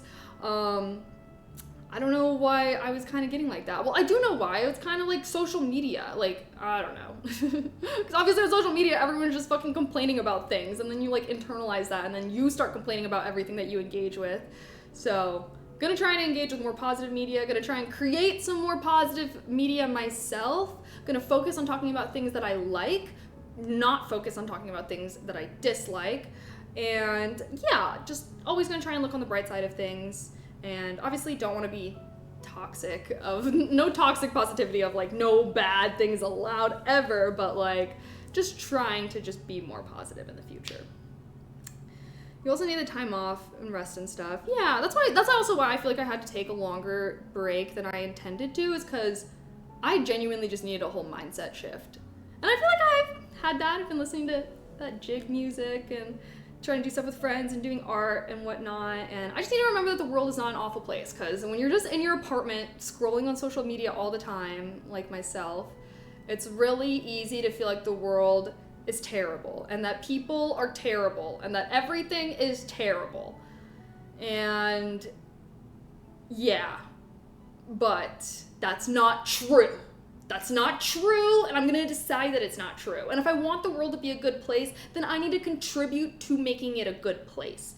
And so I will attempt to do that via my streams. I feel like also that's why I've been trying to make some more book content. Like, I feel like reading is something that's so powerful, and I love it, and it's fun, and it's educational, and it's exciting, and you get to experience different lives. Like, even like that memoir that I read was really interesting. So I'm like, I would love to spread the love of reading and learning, and that's also kind of tying in with the rebrand. That's why it's like, okay, like my larger community is gonna be like the Maege Academy, and I was like, maybe we could do streams where we're like gonna do a deep dive on a subject and like talk about that, or like, I don't know, I really want to build a community centered around like learning and positivity and excitement about the world. I want to be excited to be alive, you know? Even me baking bread from scratch, connecting with my ancient ancestors. People are good in general. The people who run the world are terrible. Yeah. I mean, I was like literally doing some deep thinking, and like straight up, I was like, how did I get like this? Like, when did this happen? Straight up, it was when Trump won the election. So yeah, I genuinely think that when Trump got reelected, I genuinely had a complete crisis. And I don't think I realized how much it affected me until I was like literally deeply thinking of like, when did I just become so negative about things? And I was like, I think that that's kind of when it happened. Yeah, so, and obviously he's been doing like fuck shit, and like all of that stuff was like, I feel like I was just getting like more and more upset, and I feel like it just made me like lose faith in like humanity, like America, and like all these things. And I also feel like that's like why I haven't like talked about politics as much on my channel, like, because I was so confused of just being like, well, this guy is a felon, like, has literally been convicted for, like, SA. Obviously, you have all this Epstein stuff going on now. Like, obviously, that's sus, right? And I don't know. So I was just like, how did this, like, I felt like I was dumb and that there was something going on that I didn't know because I just was, like, so surprised, I guess, when he won it. All of that stuff was happening. But anyways, it happened, and I think that all we can do is try to make the world a better place, and hopefully, you know, I don't know. It just sucks that there's, like, still bad things happening. Okay, anyways, well, it's fine. Let's try to make the world a better place. I will do the best that I can, have a positive attitude about things. Great stream. Bread looks yummy. Gotta finish my house cleaning. Okay. I also do want to do some more cleaning streams. I think thoughts like that are unavoidable. At least sadness is healthier than anger. Yeah, I guess that's true. Politics is all a big joke and we're not in on it. Yeah, it's really just the rich versus the rest of us. And that's a real hard battle to wage at this point. And then you got, like, social media just, like, sucking, like, my fucking attention and everything. So that was one thing too, because, like, that's one thing I didn't realize. I feel like streaming actually does help me, like, not go on my, because, like, when I'm streaming, obviously I'm not, like, on my phone scrolling. So when I was on my break, I was, like, kind of doing a lot of doom scrolling and, like, not feeling good. And then I was like, what the, like, this is probably fucking connected. So I don't know, but then it's like, okay, I'm content creator, so I can't, like, completely delete my social media apps because, like, I want to be aware of what's going on so that I can, like, make good content and whatnot. But yeah, trying to be more present. I also feel like that's why I've been, like, doing some more art and, like, baking and stuff like that because, yeah, I don't know, focus on the things you can control type stuff. I think 2024 was a shock to many, but nothing like 2016. People literally went crazy because it was so shocking that it could happen. It went with all the election predictors saying, had, like, everyone was surprised. Yeah, I mean, I was, like, 16, so, like, I feel like I didn't really know anything, and I was like, oh, like, dang, that's crazy. Like, I didn't really know guy, but, like, I mean, I was so shocked because it's, like, he has multiple felonies, and, like, I don't know. Like, I understand, like, if you're a conservative or all of these things, but, like, I just feel like he himself is a bad person. Like, he's a liar. Like, he's just, but I don't know. Anyways, I'm like, we're talking about positive things. At the end of the day, there are a lot of people working really hard to make this world a better place. And at the end of the day, I do think that a lot of people,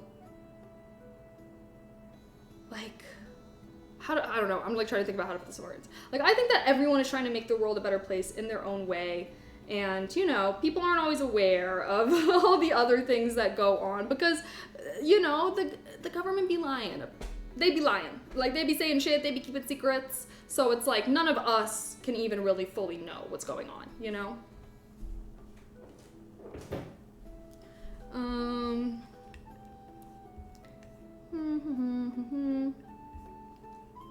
Finding the best way to manage thoughts worked better than trying to avoid them, I think. Well, I mean, yeah. I think that also just, like, not ruminating too much. It's not Trump supporters anymore, it's Epstein supporters. Yeah, like, this whole thing with, like, the Epstein files, too, it's, like, very telling, I feel like. I have positive suggestion. Try the delicious bread and don't worry about the existential crisis, which is politics. Yeah, I'll just try to make the world a better place. Let's all just try to make the world a better place. I'm a Trump fan over who he ran against. Yeah, well, obviously also, like, the Democrats are fucking annoying too.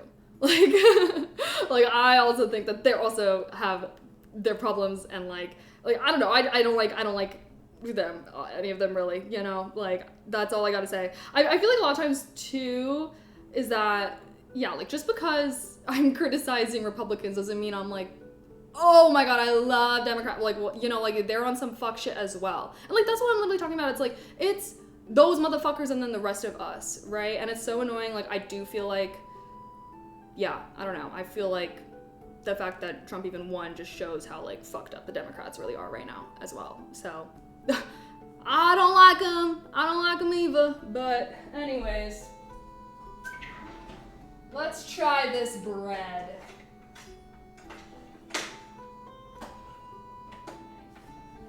OMG, OMG, moment of truth. Wait, should I film this? Me cutting open my very first sourdough? Maybe I'll post this on TikTok.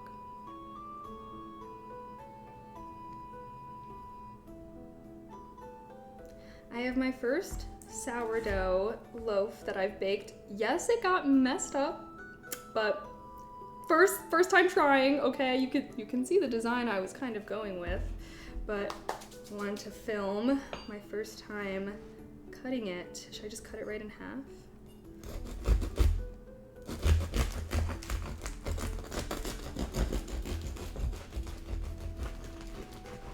Okay.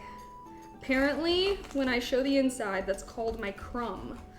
I guess it's every baker's pride and joy to have a good crumb.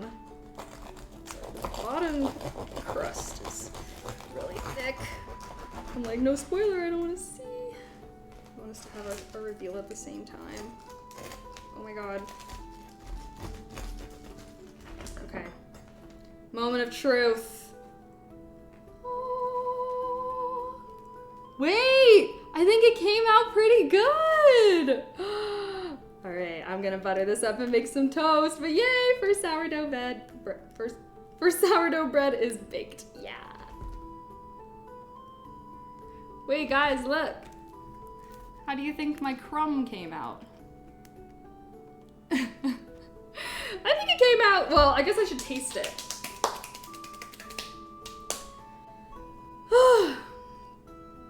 Alrighty.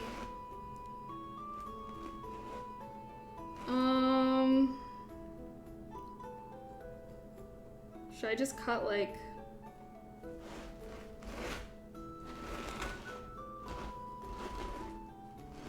Okay. Wait, what?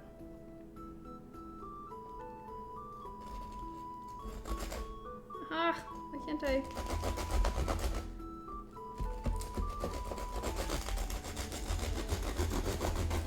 Oh god, I'm cutting a huge slice on accident.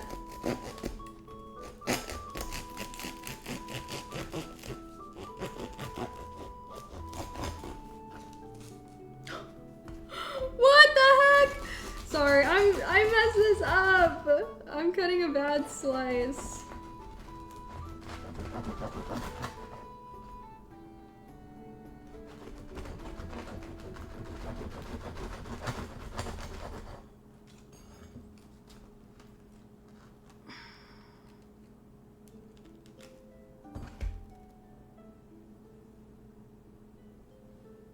Okay.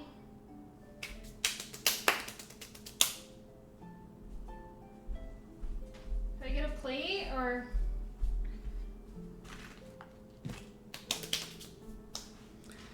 I don't know, I'm like, let's butter it. Should I toast it or? I feel like I should cut it down the middle.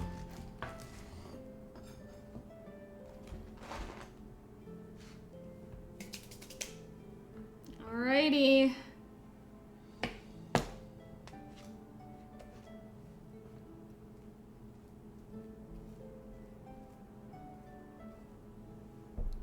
Should I film this part? Alright, we're doing a taste test now. First, sourdough loaf. See how I'm buttering it. Hope that doesn't, I don't know. I think that's tarnishing my taste test. Can't eat bread without butter.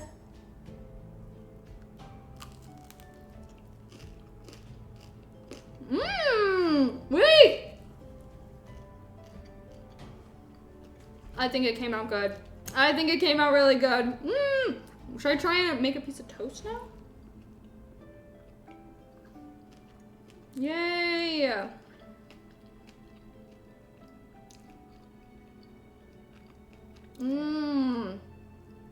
Well, guys, I made bread.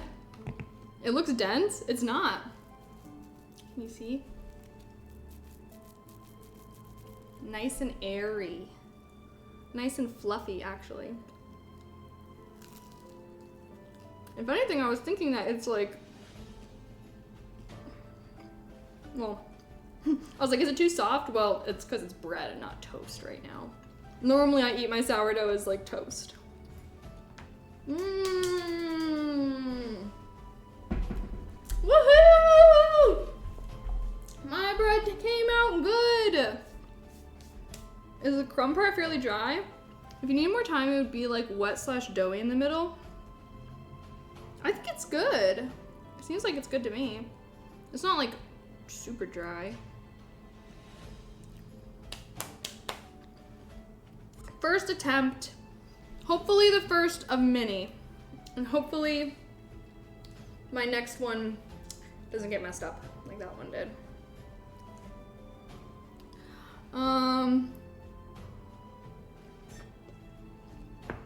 Also, I can make like flavored types of breads in the future.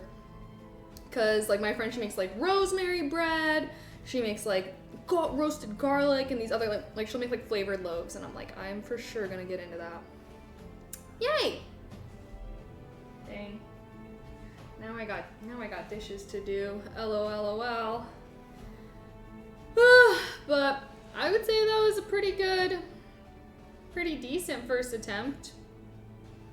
I'll have to post pictures in the food channel whenever I make my like next. I want to make like some fun designs in the future, you know.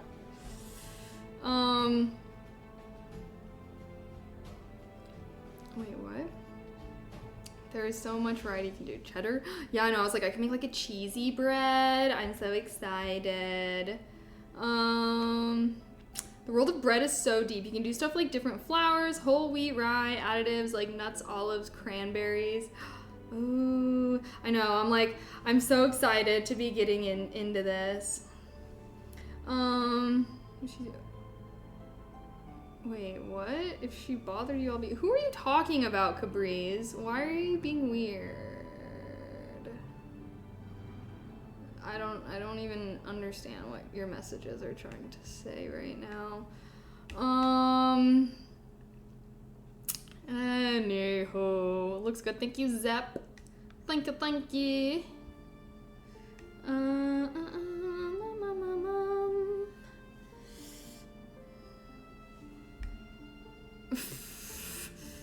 Okay, one of my favorite breads is brioche, which is like bread with egg and butter. It's so yummy and soft.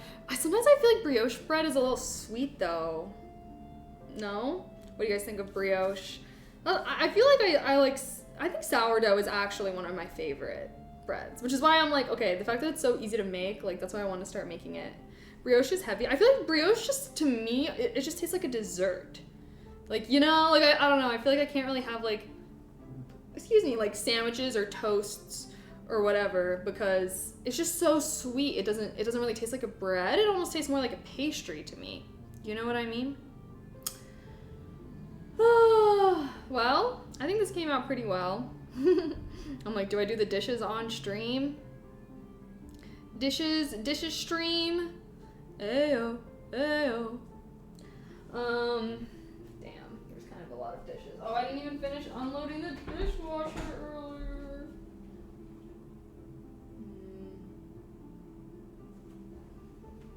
I can do that off stream, I suppose. Do you guys want to watch me do the dishes? I'm gonna put this butter away. Maybe hard to hear you. Yeah, I know. Probably true.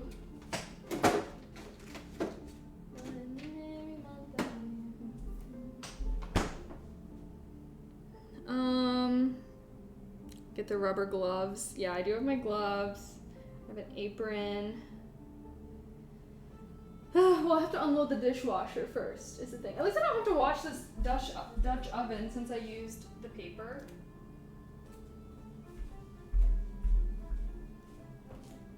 I'll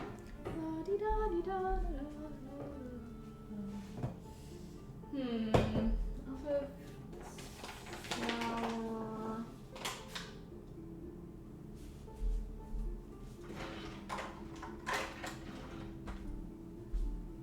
Should I do dishes on stream?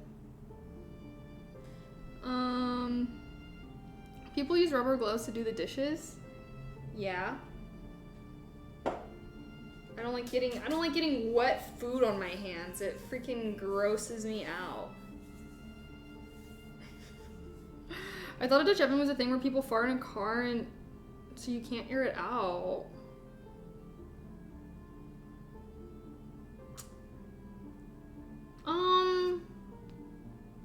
Yeah, I have no response. I have no response for that. I'm at a loss for words. But yeah, not my vibe, I guess. Not my vibe. Okay, well, you know, I don't know. Chat, should I end stream or should I do the dishes? That's the real question now. When you pull the covers over their head, I think I would genuinely kill someone if they did that to me. Like, honestly, I'm sorry. I don't surround myself with those kind of people. Like, I think that people that are like that, like, what the hell is wrong with you? That's what I think. That's what I think. Like, the minute that I even find out that someone did that to someone else, they're cut out of my life forever, and I never want to see them again. Because what's wrong with you? It's very childish. That's never even happened to me as a child. Like, I can't even say that's childish. Like, I think, like, I think that death penalty.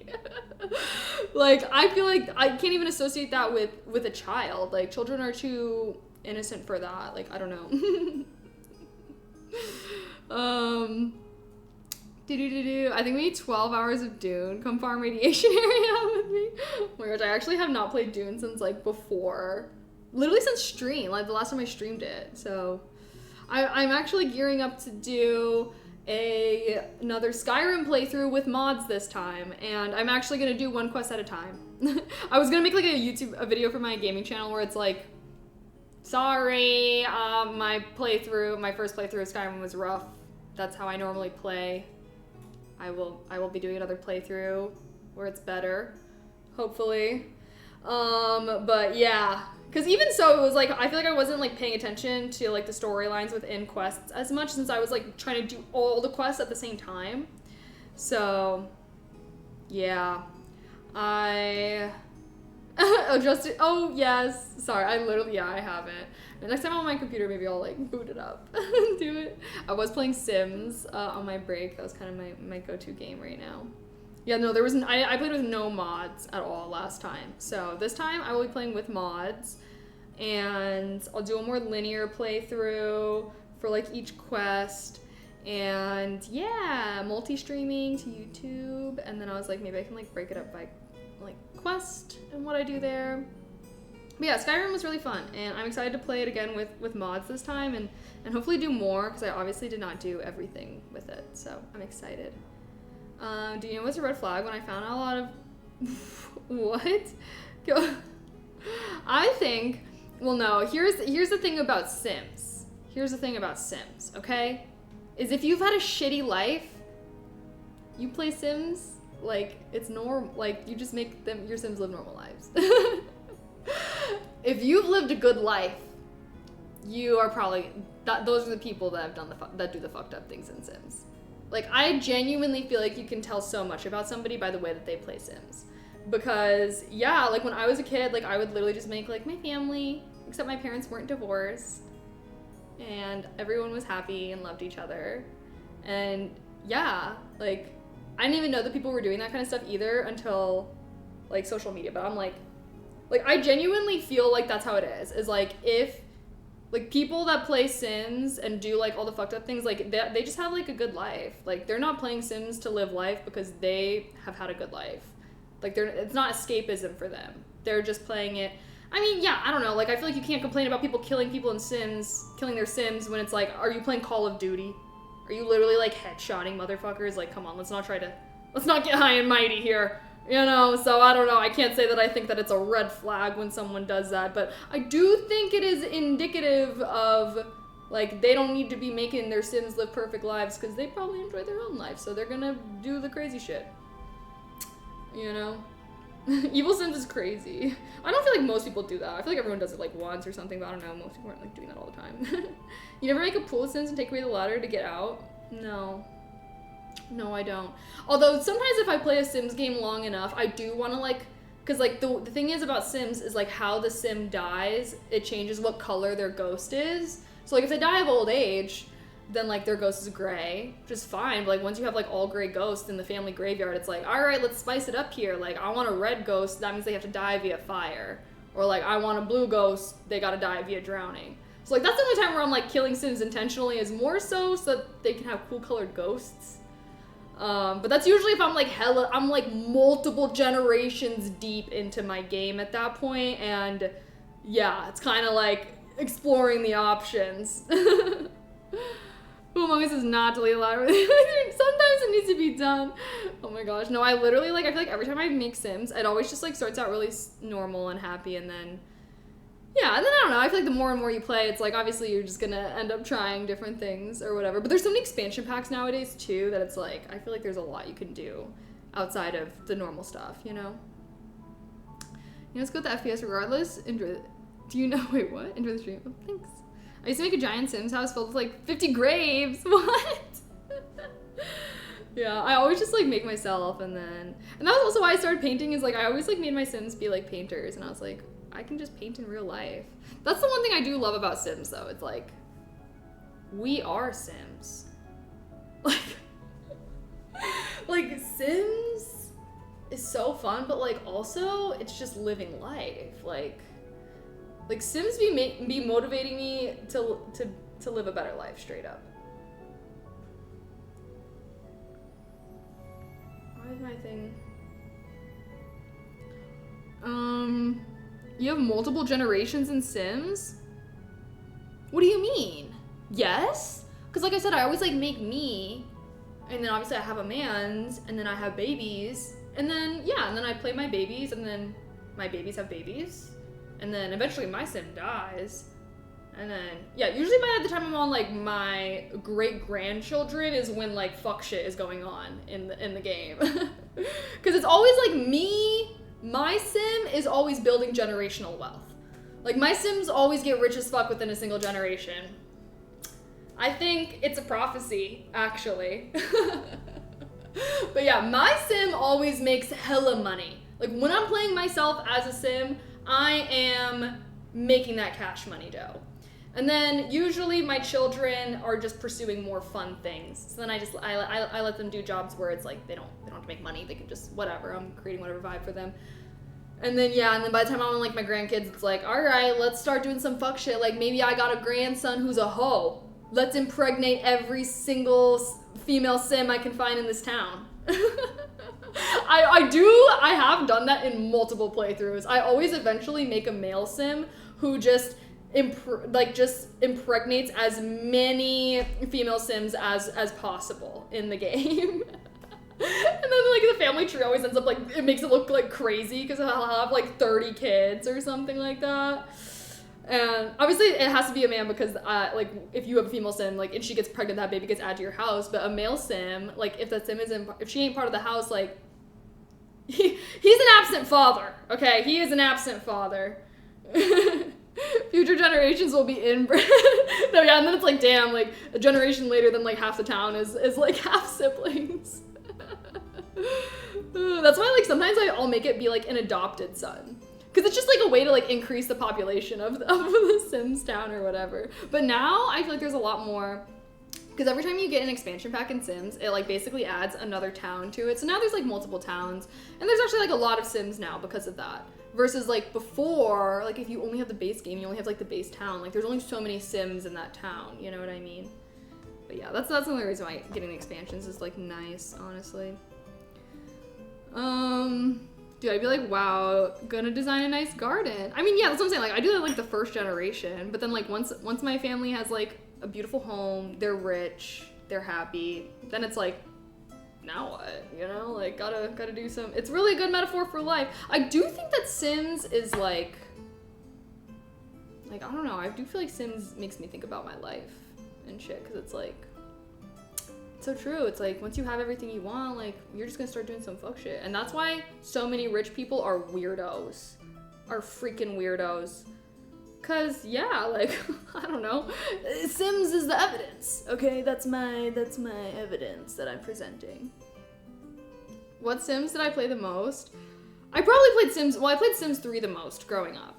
And I got Sims 4 when it came out, but I still actually continued playing Sims 3 afterwards because I didn't like that Sims 4 was like a closed world. So it's like you can only play whatever lot you're on versus Sims 3, like you can have your Sims all over the place. One's in the gym, one's at home, one's in the library, and you can like literally be playing all of them simultaneously. Versus you can't do that in Sims 4. But like now there's just so much more content in Sims 4 that yeah. But I played Sims 3 mostly growing up and now I play Sims 4. Cause yeah, there is a lot that you can do in Sims 4 as well. Cause when Sims 4 first came out too, it's like they didn't even have babies. Like they just had like toddlers. Now they have newborns, and then your newborn ages up into an infant, and then your infant ages up into a toddler. It's like all the stages. But I remember when Sims 4 came out, I'm like, they don't even got babies? Like, what do you mean you're giving birth and then your baby's a toddler? What the hell? Bodyguard Teddy, thank you for the tier 1. Happy 61 months. Look at you. You have the best badge. You have the best badge. You got it. OMG. Thank you so much for being subbed to me for so long. OMG. Wow. Okay, guys, if you want to know what the new badges look like, he's got the best one. For subs, at least. I was like, maybe I should space it out more, but then I was like, I want some people to be able to have the top one.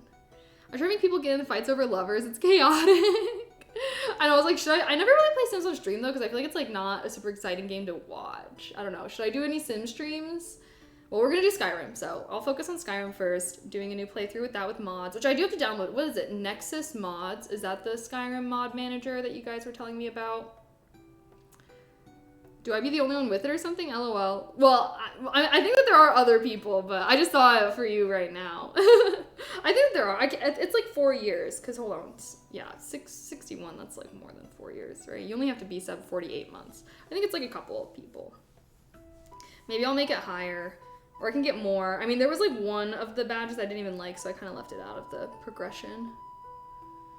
If found people who stream Sims just end up designing the houses all the time. Boring. I know. I'm like surprised that a lot of people do that because I feel like I like don't even care about designing the houses. Like sometimes I'll just like a lot of times I'll just like get the pre-made houses that they have in the world, you know? Or if I'm really wanting to, I'll like download houses that other players have built, you know? But yeah, I don't know. I like don't spend that much time building because I'm not good at it, bro. Because every time I like think, I'll like spend hours and hours like building and designing a house, and then I'll be like, okay, like this is kind of decent. And then I'll like look into like the library of what other players make, and I'm like, okay, like, yeah, mine does not come anywhere close to that. I don't know. Some super grand staff for 10 plus years. I know, I'll like add more. I'll add more for sure to these staffs, but yeah, you guys, those are your mage staffs.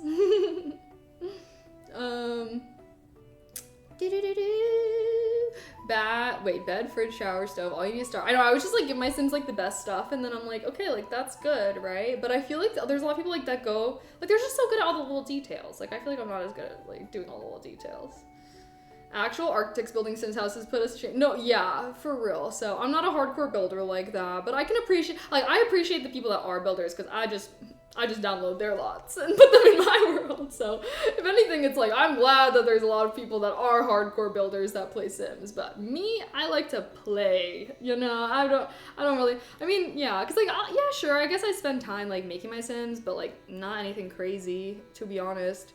The most time I spend making my Sims is if I'm like actually trying to make my Sim look like someone, you know? Cause like, that's so hard. Okay, I'm like not good, like people that can make like video game characters that look like real life people, like I feel like that's an art, because every time I try to do that, it's like uncanny valley. I'm like I'm trying with everything I can, but like that, it just doesn't look like whoever I'm designing it to be.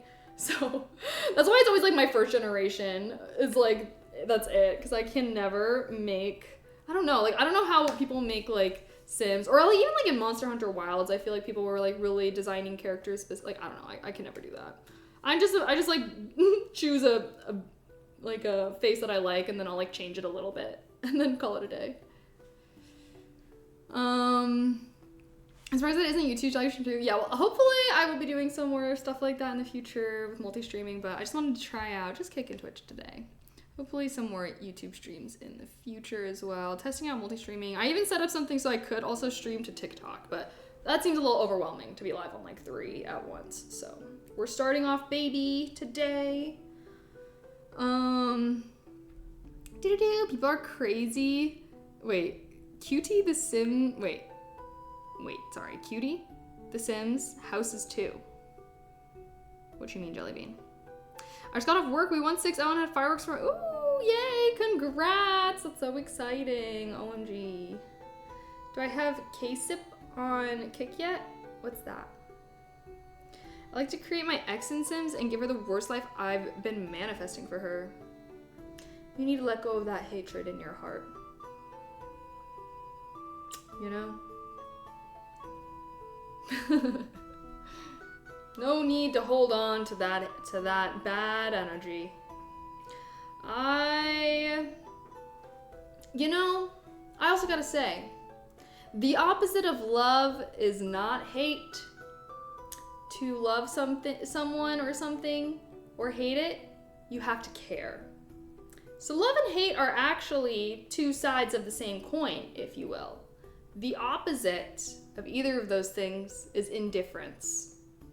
And I feel like if someone really is a terrible person, I feel like the best punishment for them is not your hatred, but is instead your indifference. And to instead forget about them. And I do feel like I do this method myself. Like if someone F's me over, like, I don't know, I'm not gonna spend all this energy hating on them. I'm just gonna forget about them and they're irrelevant to me now. And this actually does fuck with people a lot more than hating them. Like some people kind of get like joy out of you hating them. Just think of every troll ever, right? So yeah, so I feel like the best revenge for terrible people is just to move on with your life and like literally forget about them. That's the best revenge. That's what yeah. And then it's like usually terrible people do end up living terrible lives. So then it's like every time you're kind of reminded of them, it's like, oh, forgot about them. I don't know. But holding on to a lot of hatred and anger, like you're still giving them that mental energy and letting them have some kind of control over you, some people even, wait, what? Oh wait, sorry. Why is this not working? That's where Kick pays you hourly. Oh yeah, I think I do have that. The opposite of love is someone ordering a well-done steak. Do you miss me? I don't even think about you at all. So cold. Yes. Like, just live life normally and don't think about them. Yeah, that's why also I do feel like people that like venomously hate their ex, like, I don't know, like I feel like you're just you're poisoning your own energy in a way, you know what I mean? Because the more hatred you have for other people, the less love you'll have to give out.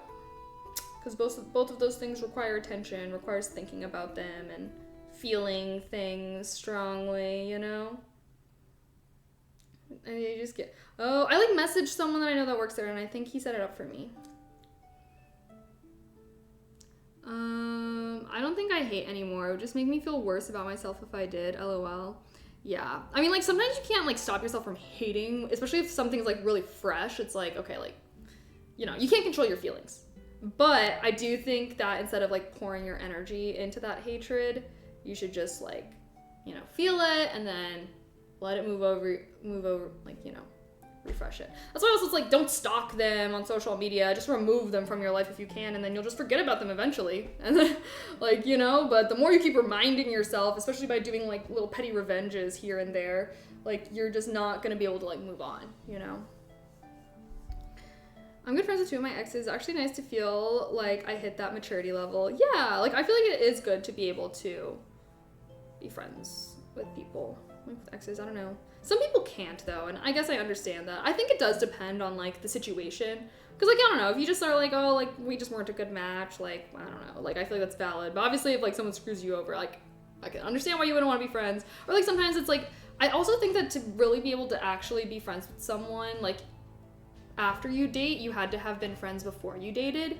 Because if you were never friends with this person, like, you met them and you're, like, romantic right away, I don't know if you can really be just friends afterwards because you've never had that before. So it's like, I don't know. I think that it's best if you were, like, if you were friends before, though, and you dated for a little, but then it's like, oh, we don't like this, but then I think you can be just as good friends afterwards and, like, nothing bad, you know? But yeah, totally depends.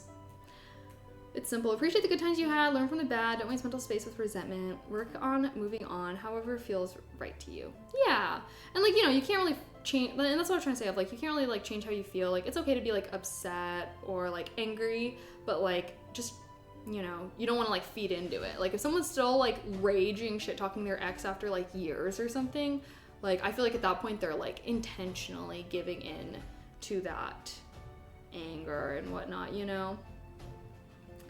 I have, like, 2-second hate for someone, then I'm over it. I feel like that's, like, annoyance. Like, hatred, I feel like is much deeper. Like, I feel like if you're just, like, I don't know, like, that's more annoyance, I would say, if it's, like, so short, you know? Wait, I have the opposite issue. Any girl that thinks of me as a friend doesn't want me romantically at all. Well, I mean, yeah, like, I don't know, I guess I don't feel like every friendship is going to evolve into romance per se. And if anything, like, I don't know if I even always think that that's the best route, is, like, like, okay, sure, friends to lovers, good trope, like, decent, like, I do support, but, like, I don't know, I feel like nothing wrong with going straight to the romance, you know? I feel like that's how a lot of romances start off the bat anyways. It's like, I think you're hot, you think I'm hot, let's be romantically involved, I don't know, and then you get to, like, know them more and more through dating as well, you know? So either way is fine. I feel like you should not always be trying to date your friends, because, like, that is kind of weird. Like, I feel like if that happens, it should happen, like, really organically. But yeah, like, I do feel like it is a little easier / better. Like, I don't know. I would not recommend trying to turn friends into romances. Because, like, the thing is about straight romance, like, straight to the romance, right? It's like, okay, like, I think you're high, like, we're attracted to each other, like, let's start, like, going on dates, like, see what's up. And then you get to know them more, and then, like, you don't like their personality. It's like, oh, I don't really like them anymore. Like, let's just end things here. And then since you didn't have the messiness of trying to be friends anyways, like, before, it's, like, not much of a loss, right? Because opposite scenario, you're friends with someone, then you try dating, and then, like, shit's weird. Like, that might actually just ruin the friendship, and you might not even be friends again afterwards, versus if it's just someone, like, it's not much of a loss, you know? If you start dating someone and then you don't really like them and you guys go your separate ways. Like, that's part of dating. That is part of dating. The dark side. You look like you got a lot of bread. We have 1 loaf of bread. A decent amount, I would say. It's unhealthy to view all your female friends as potential partners, too. Yeah. Like, yeah.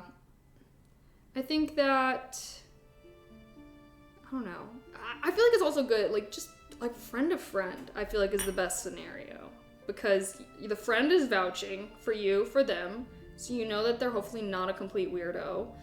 And yeah, and then, like, you can have the friend kind of be like a little middleman, a little matchmaker, you know? Friends to romance has some imbalance in the dynamic more often than not. Yeah. Because I also feel like in friends to romance, it's like someone's gonna fall first. Because, like, my first love was a friends to romance. And do I want to be spilling the beans here? I'll spill the beans. First love was a friends to lovers, okay? But it was like, because he was a friend, like, I dated this guy freshman year, I don't know, so barely dating, like, I don't know, whatever. Anyways, he was his friend, but he also sat, like, next to me in class. And my boyfriend at the time told me that his friend who sat next to me in class had a crush on me, and I was like, okay, like, whatever. Anyways, we ended up being friends, like, over the span of, like, the next year or so. And then he did end up, like, kind of, like, getting a crush on me. But, sorry, not to be annoying, but, like, he was liking me, and, like, I didn't like him back, though, because, like, we were friends. And so I was like, no, like, I just like being friends. Like, I don't really like you back like that. Like, let's just stay friends. And then, but then, like, obviously, like, the more and more we start hanging out, like, he was really nice and, like, he was cute and all of these things. He just, like, wasn't necessarily the vibe that I like. But then the more I got to know him, like, I did really like him as a person. So then I did end up eventually catching feelings. And so then I called him. I was literally at cheer practice because I was, like, talking about this with my friend so much where I was like, oh, like, I don't know, I've kind of been curving him for a long time. Anyways, I ended up calling him and, like, basically asking him out, and then he said yes. And then, so then we're boyfriend and girlfriend. But little did I know that me curving him for so long kind of did, like, build up a little bit of resentment. And then, yeah, and then we ended up breaking up because I, like, had been curving him for too long. And then, like, he said, like, oh, like, I was already trying to get over you by the time you asked me out, like, all these things. And then, yeah, so it didn't work out. It didn't work out. And, like, that's what I feel like sometimes is the problem with friends to lovers is someone's always going to fall first, and then those feelings might not be reciprocated right away. And then, like, it just might already start, like, resentment might already start being built before anything. Like, I don't know, like, I feel like I don't know how common it is for, like, two friends to start falling for each other at the same time. Like, I feel like that would have to happen for things to work out, but I guess it really depends. I mean, we were also like, what? We were like fucking 16, 17, so obviously it was like an immature relationship, but that's like my one experience with having friends to lovers. I feel like all the guys I've dated after that, like, we weren't really friends beforehand. So yeah, you asked him out? I did. I've never had a girl ask me out. I mean, to be fair, it's like I asked him out only because I thought he still, like, I knew he liked me, and I don't know. I don't think I normally would have, but given the situation and the context. I can tell you right now, he had a crush the entire time, and almost everything he did was stay in your circle for a shot. Yeah. I mean, we like, sat next to each other in class, so, like, that's how we, like, stayed friends and, like, became better friends. But, yeah, he did like me the whole time, basically. But yeah, I don't know. I'll also acknowledge that I was, like, kind of the toxic one in that situation. So hashtag slight regrets. But you live and you learn. I don't know. I was 16, so I was a fuckwad. He was a little bit of a fuckwad. We were fucking 16. I feel like I can't really hold on to things that, you know, dramatically. And then my relationship after that was, like, also terrible. So I got my karma. Because my relationship after that was terrible and toxic and was, like, the worst relationship of my life. But yeah, anyways, that was, like, all in high school. I feel like the thing is with dating, it's like your first couple relationships are probably gonna be fucked up because, like, you don't know how to date. Like, that's normal. Like, that's why I feel like so many people are like, oh, like, you shouldn't even date when you're in school because, like, you're probably not gonna marry them. Good! They're practice. I don't know. I mean, don't think of them as practice, but, like, it kind of is practice. Like, that's why I do think people should be, like, kind of, like, it's good. Like, high school is a good time to start dating because, yeah, things are probably not gonna work out. You're gonna make mistakes. They're gonna make mistakes. It's gonna be, like, fucked up. But hopefully you learn from them so that by the time you're older and you're dating, you know more about what you want and, like, how you are and, like, how to navigate problems within romantic relationships and stuff like that, you know?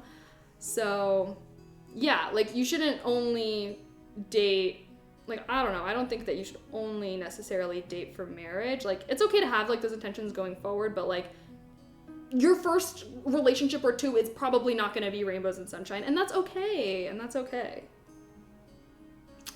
High school girls chased me in middle school, but I never knew how cute I was. If I got the same attention today, oh man. It didn't work out between Rachel and Ross. Oh, is that from Friends? At 16, that's how it goes. Yeah, that's how it goes. I'm never getting married. Why? Me and my first love still have feelings, and we're both married with kids. Well, you know, I do feel like when you love someone, I feel like, yeah, like, they might always have a special place in your heart, and, like, that's fine. Like, that's kind of how I feel about my exes, I guess. It's like, obviously I don't know anything about them now. Like, so it's not like I still have feelings for them now, but it's like, you know, my inner child, my inner 16-year-old, she still has love for that version of him. But obviously it's like I'm a completely different person than I was then. He is as well. Like, it's not like I have feelings for him today right now, but it's like, you know, like, I don't know, like, I have fond memories. Like, that was my first love and, like, first a lot of things and whatnot, so. And he was, like, a nice person. And ultimately, I feel like I'm glad, even if things ended badly, like, I'm glad that I still gotta have someone that I trust for that kind of stuff, you know? All my married and divorced friends tell me I don't know how lucky I am being single without kids. Interesting. I think that, I don't know. I think that, I mean, yeah, sure. Being single without kids has its pros. But also, I don't know, some people, like that, it does make me a little sad, I guess, that, like, hopefully, I'm not planning on hating my life. Like, hopefully when I'm older and I have kids, like, I don't know why so many people, like, I don't know. I'm just gonna make sure that's not me. I know there are a lot of people miserable with that lifestyle, but like, why'd you choose that lifestyle? I don't know. I guess it's different, or expectations.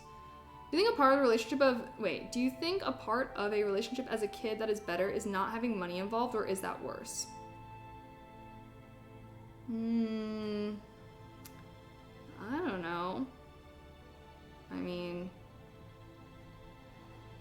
there are, I don't know. I guess, I think,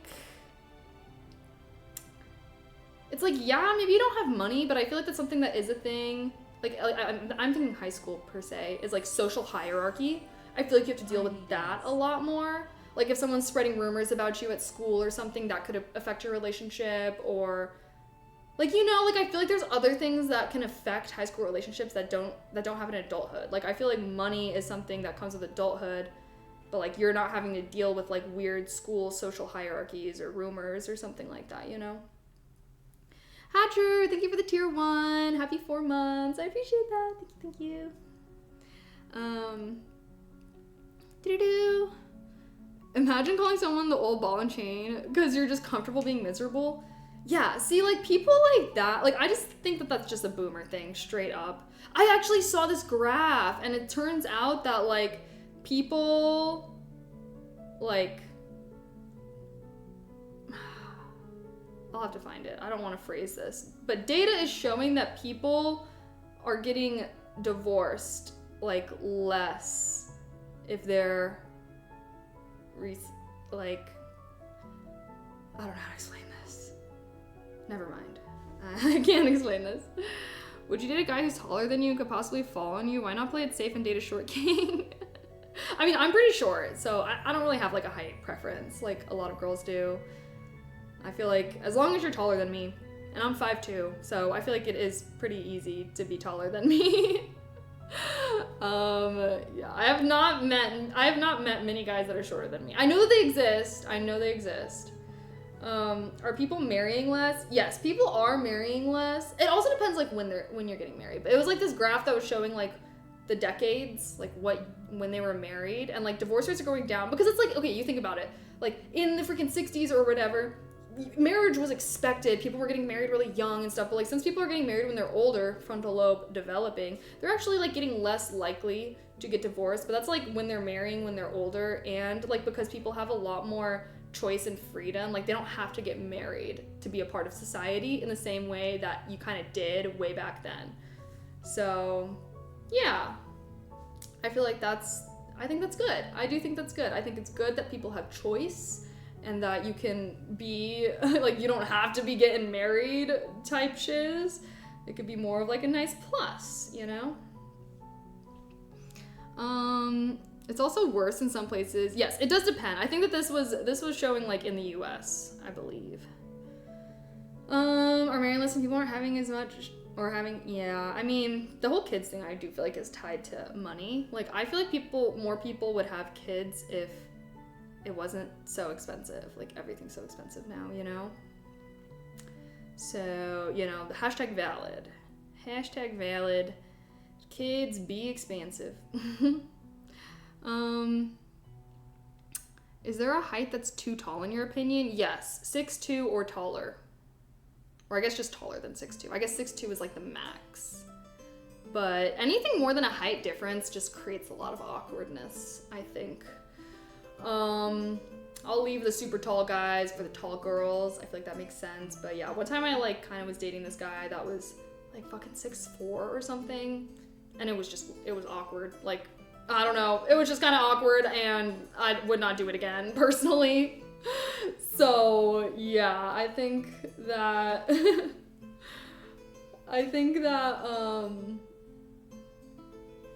yeah, I would say like 5'8" to 6 foot is like the better, or maybe like 5'10". I guess 5'8's fine. I think 5'8" is like still feels like, cause that's still like 6 inches taller than me. Like if I'm looking at a guy that's 5'8", like he still looks like decently tall. Once it's like 5'6", I do think they're starting to get closer to that shorter category. And then like 5'4" and under, you are a short king. You are a short king. But I just feel like, yeah, like I would say like 5'8's the minimum for like a guy to like still feel like he's decently taller than me. Could have had some genetic, I don't know, thank you. Wait, 6 feet, everything is built perfectly for you, really? Yeah, I mean, 5'2" feels short. My ideal height would be to be like 5'5", 5'6". I think 5'5", 5'6" is like my ideal dream height. Because 5'2" is just short. Like there are a lot of inconveniences to being short. You can't fucking reach things. Like sometimes it's hard to find clothes that fit properly. Like, I don't know. I wish that I was like 5'6", size medium. Yeah, I was like sized up, not like stretched. Like I want to be like enlarged. That makes sense. 5'4" would be rough. Yeah, but I mean, honestly, like I feel like as long as they're just taller than me, I feel like that's all that really matters. You can wear heels. At the end of the day, I do think that height is a little irrelevant. What if he was 4'10", but he checks every other box for you? Would that still be a no-go? I mean, that's fine, honestly. Like, I guess that's fine. Like, I don't know. I guess I've never like been attracted to a guy and had like a thought, oh, but he's too short. Like, I've just never had that. Like, I don't know. I've never had that happen. So I don't know. Like, if he's still sexy, like if he's serving face, like, I don't know, like, but the only thing wrong with him is he's short. Like, okay, I can look past that. I feel like you gotta accept a flaw or two. And at the end of the day, being short is not that big of a deal, honestly. Like, we're not living, like, he's not having to fight for his for like our family honor or anything. So I don't know, relevant to me.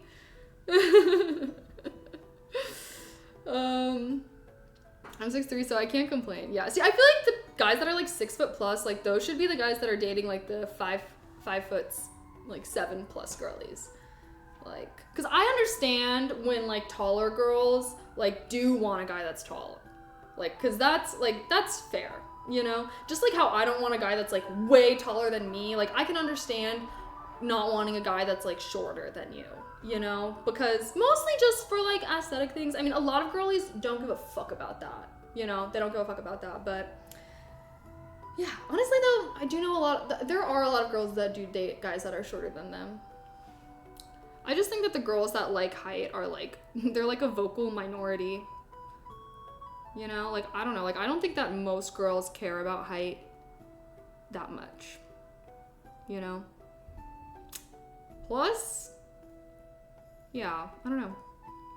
What's a hypothetical checklist that everyone should look for in a partner to minimize the chances of getting divorced? I think that is so different person to person. I think that you should just make sure that that person has values that align with yourself and that their dream life looks very similar to your dream life. Like, that's the one thing, like, about my parents that I always thought was so confusing, was that my mom's dream life is, like, completely different, if not literally the opposite of my dad's dream life. So it's like, how are they ever going to be happy together? Spoiler alert, they're divorced now. But yeah, I think that as long as those two things are aligned, like, that's pretty good. But I feel like anything else outside of that is like very personal. And yeah, yeah, like you should want someone too that like I feel like a big aspect of love is acceptance. Is like, yeah, like acceptance of them, also like their acceptance of you, like your relationship with them should make you feel more accepting of yourself even than me, because like, you know, I feel like obviously when you're like dating, like a big aspect of dating that makes it scary is like, well, what if they find out something about me that they don't like, or that they are going to judge me for, or they don't approve of, or whatever. I feel like that's part of what makes dating so scary, right? Is like the fear of being rejected, and especially being rejected like as you're sharing really vulnerable things. But I think that you'll know that you found someone that's really right is when they like never really make you feel judged or whatever. Like they accept you for who you are. They don't make you feel like you need to change in order to be worthy of them. And that like, yeah, like not only do they accept you, but like they help you accept yourself. Because I feel like once you kind of start there, then like it is easier to actually become better when you start from a place of acceptance. Because like, I'm sure we've all, I don't know, I guess I can't speak for everyone, but it's like, it's very normal to be like, I hate this thing about myself, or I'm ashamed of this. And maybe it's something that you did, maybe it's a way that you are, maybe it's something that you went through, whatever. Like, I feel like everyone has aspects of themselves that they're maybe ashamed of. And like, when you share that aspect of yourself with someone and then they accept it and they don't like judge you, I feel like that can be very healing, you know? And I think that gives you like more strength to kind of face it as well. But you know, you don't even need a romantic partner. Like that can also be achieved by a friend or whatever it is, you know? But I think it is very hard to like face those aspects of ourselves by ourselves. Like I feel like you need like a friend or a therapist or a partner to like fully be able to like go through those really hard battles in life, you know? That's all I'm looking for, someone to accept me. Yeah, but you also have to accept them as well, you know? I think that is, yeah, two-way street. I think that a lot of people just get into relationships and are like, okay, I like this person, but they need to change X, Y, Z to be perfect or whatever. And it's like, you're never gonna have a perfect partner. And even the things that you like about someone may be gone in the future anyways. And like, are you still gonna love them if that happens? If you fall in love with with the most beautiful girl ever and you love her because she's just so beautiful, but then she's in a terrible fire and like half of her face gets melted off, are you going to stay there with her? Because the answer better be yes, if it's true love, you know? Or even just like, I don't know, maybe you really like someone that's like, because they're so strong and resilient, but then they go through something really hard in life and then they're not that way anymore. Like, are you going to be able to accept them? I think that's another thing too, is like people don't always like to, because like, yeah, if you want to be with someone for like 50 years, like they're going to go through so many different versions of themselves and change so much. Like, yeah, like to me, I feel like loving someone and wanting to be like marrying them and stuff like that, it's kind of like you're saying like, I promise to witness your life and to like be there with you through it. And yeah, who knows what life is going to have in store for either of you guys. But if you have a good partner and you are a good partner, you will be there for each other. Because life will ebb and flow. Like, you'll have good times, you will have bad times. So, yeah. That's my problem right now. I'm too picky, but no one will match my imagination. I do think that is part of the problem with, like, a lot of modern dating. Is that people have so many expectations and, like, are so specific with the kind of person that they want to date that it's like, no one is going to fit that mold perfect. Like, everybody has flaws, and you're probably not perfect yourself, you know? So it's like, how can you expect to have this perfect partner? It's like, you're not perfect, like, no one's perfect, and yeah, like, you just can't be strict with it like that if you really want to have that true love. Because again, even say you meet someone that checks all your boxes, maybe they go through something really hard, like a parent passes away or something, and then they change, and then certain boxes are no longer checked. Like you're never gonna have a really resilient relationship as long as you're with someone for like specific reasons, if that makes sense. Like, I feel like true love is like loving someone and like not loving them for specific reasons. And again, like, you want to have standards. Like, obviously, if your partner, like, fucking cheats on you or does something terrible, like, you don't need to love them through that. You don't need to love them through that. Like, have your own boundaries and whatnot for sure. But, I don't know. I do think that is why, like, I don't know. It's rough. Women marry men hoping they'll change. Men marry women hoping they won't. Hee hee. Honestly, though, I do think not necessarily. I think that a lot of men sometimes start dating women that they met at the club wearing a slutty little outfit, and then when they start dating her, they're like, why are you wearing slutty outfits? You're supposed to be mine. Like, I don't agree with that straight up, because I do think that a lot of men get with women and expect them to change into a different person the minute that they're, like, with them. And sometimes it's not even until marriage, because it's like, okay, that's my girlfriend, like, whatever, I'm chill, but now you're my wife, so you need to be covering up. You're not gonna go to the club. You need to quit your job, fucking be my human incubator. So I think it's on both sides a little bit, and I think that it's because obviously a lot of people have a very strict idea of like what their future husband or future wife is, you know, and sometimes that's like different than, yeah, I don't know. That's weird. Cringe though when you're 40 and still in the club. I mean, but if you met someone in the club and if you start dating someone that loves to party, like, why are you surprised when they love to party? That's what I mean. You know what I like that? I don't know. Oh, like, if you date a baddie, why are you surprised she's gonna be doing baddie things? And I'm only speaking. I've seen many of my friends fall fucking victim to dudes like that, and it's so annoying because it's like I don't know. I think. And obviously I know that there's a lot of girls that do that to guys as well, of like shutting, I don't know. I think that that's just a thing. Like, I don't feel like it's a gendered thing. It's like women hope men's behavior will change, men hope women's looks won't change, with that kind of thing. I don't know. I guess I just don't know if I can fully agree with that per se. But if you date someone who parties, then what makes you think they will change? That's why I'm just saying, like, you just should not, like, be expecting people to change, but you also shouldn't be expecting them not to change. Because when you're with someone, like I said, like, if you're with someone for 50 years, like, they're gonna change, and that change might not be in the way that you planned or wanted or what, like, you don't know how someone's gonna change. You don't know what life is gonna throw your way, you know? Lots of people do actually change. That's what I'm saying, like, people are going to change, you know? It just might not even be the way that you expected. That's why radical acceptance. If you meet someone seen, you're in the scene, you know, you can go out together, lol. Do people not go out with their partners anymore? Right? Like, I don't know. Honey bed, glad to see you back. Have a good night. Good night, thanks for hanging out. Don't expect them to change just for you, but for themselves? Yeah. Just live life together. This light is making me look so orange. I realized. Okay, I do need to do these dishes, but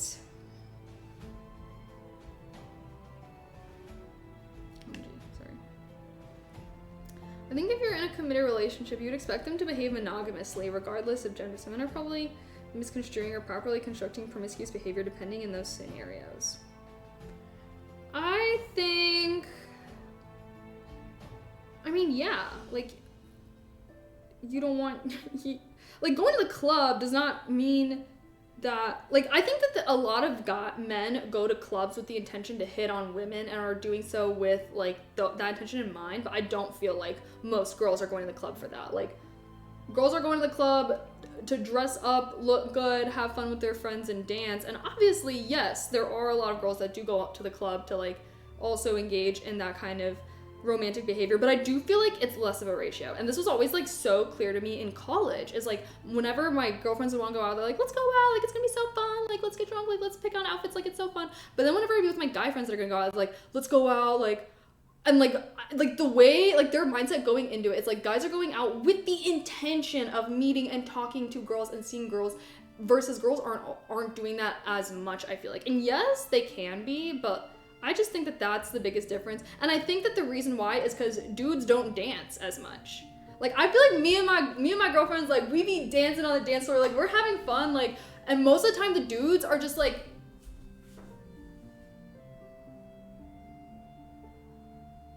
Like, that's them. That's literally them. So I think that boys, y'all need to get your asses out on the dance floor, okay? Like, get off that wall. Get off that wall. Go out on the dance floor. Shake that ass. Women love a fat ass, okay? Some girl might see that ass shaking and you might be drowning in girls coming up to you by the end of it. Like, I can't dance. That's fine. Like, I think, so, I mean, first of all, so many girls love, like, a goofy guy as well. Like, I think that, yeah, I don't know. Like, I think that part of, like, going out if you actually want to attract people is, like, putting yourself out there. Like, you don't need to be a good dancer. Dancing is just about having fun. And I feel like if a girl sees you having fun, like, she's gonna be way more likely to be into you than, like, if you're just, like, standing on the side. So, yeah. It's okay if you don't want to dance the whole time, but, like, come on, have a little fun. Guys be like, time to black out and hit on every woman. Yeah. Groups of guys aren't going to club for a guy's night out. I mean, well, I feel like they go to bars. Kaizaku, thank you for the sub with Prime. Thank you, thank you, thank you. Happy 34 months. I appreciate that.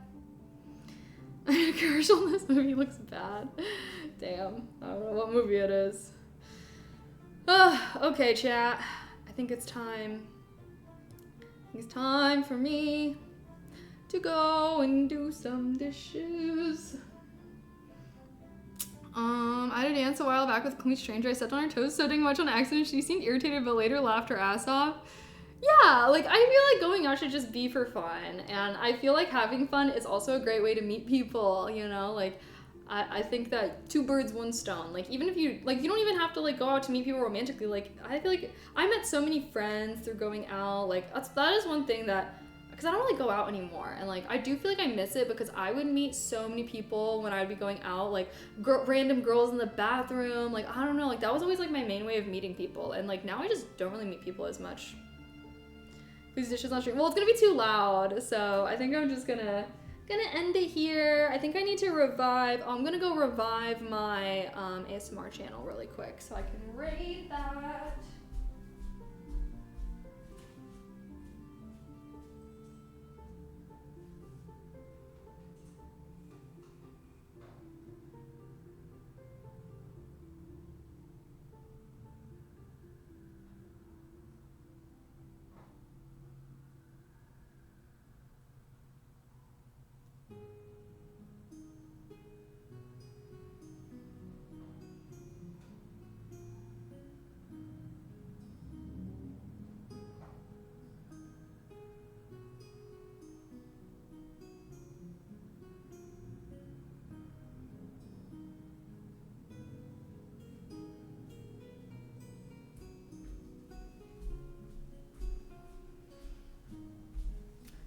Okay, my ASMR stream is revived. Definitely depends on how bad of a dancer you are. If you look stupid, it'll definitely give ick LMAO, which is probably why men AFK at the club. Well, but is that the kind of girl that you even care about anyways? Like, if a girl is gonna be judging you for dancing and having fun, like, is that even someone that you want to be with? Probably not. So who cares? You know? That's what I'll say about that. You know, I think that that's something that people, or at least, like, yeah, like, the way that you have control over the types of people that you attract. And that's why you should never, like, pretend to be someone that you're not to attract partners, because those people are going to fall for that fake version of you. And then when they find out the real version of you, they might be like, well, what the hell? Like, I feel tricked. And I think a lot of men do this straight up. So, like, you should just be yourself. And I know it's hard. I know it's scary because when you get rejected authentically, it's like, it's hurtful for sure. But, like, that's how you're going to actually find a good partner. Because it doesn't matter how cool and nonchalant you come off as. That means you're gonna attract girls who are into cool and nonchalant guys. So if you're not actually like that, like, do you want to wear a mask for the rest of your fucking life? No, you probably want to be with someone who likes you for you. So yeah, just be yourself. It might make rejection sting more, because if you're just being fake and then, like, someone curves you, it's like, oh, well, like, I was just acting that way to try and get her anyways. Like, I don't know. So I think that being able to handle rejection is an important part of that. But yeah, I don't know. Our whole life to portray manliness, but it definitely can result in bad relationships. Yeah, I mean, same thing with, like, women as well. Like, I think that, yeah, you should just be yourself, you know, regardless of society's expectations for you. Like, everyone should just try to be a good person, try to be nice. Luckily, I think that, yeah, like that's part of feminism also, is like not holding men to male expectations, but just holding them to like people expectations. Same thing for girls, for women. Bread is good. Bread came out good. No, I've never been into faking who I am for girls. Good, good. That's the way to go. Or do you want to dance? Oh my gosh. Hey, that's pretty smooth. You're pretty smooth with it. I'm so happy I made sourdough. Be your weird self. Yeah. One thing I learned, because I'm weird. I don't know if you know this, but like, I'm kind of weird. But I feel like sometimes people, obviously a lot of people think that I'm weird and like don't like me. That's fine. Like I said, fuck people anyways. But some people like that I'm weird. They think it's fun, funny, or they feel like I'm more authentic. So being weird will get you a lot farther than being boring. It makes you more noticeable. Okay. Anywho, thanks for hanging out with me, guys. This was such a great first stream back. I'm very excited to get back into streaming and everything. I don't have a strict schedule yet. But yeah, I'm excited to get back into everything. I should be streaming. I'm planning on streaming on like Monday or Tuesday, and like thinking more about my schedule. I feel like, well, I'll talk more about things with you guys, because I feel like that was one thing that was also kind of making me, if you didn't know, like part of my long break was because I was like a little depresso. I feel like part of what was making me not like streaming as much was like having really strict expectations for myself to like do things, like to go live at certain times, to do certain things on certain days, and like having a lot of inflexibility with myself. So I don't know, I'm like, I kind of want to try and return to streaming with just more positive energy and like not beating myself up because I'm not live by noon or whatever it is. So I'm not setting a super strict schedule for myself this week, but I am planning on streaming this week.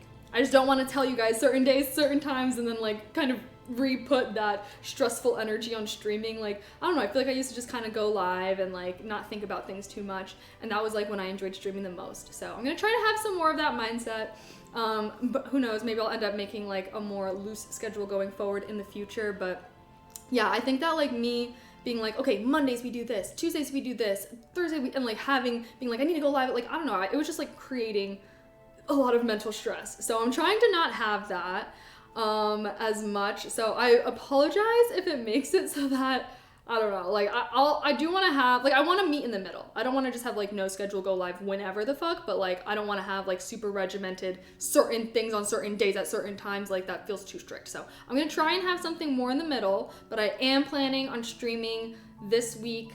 And yeah, hopefully after this week and like going into August and everything, I can have like a more loose schedule rather than with how strict I kind of was with it.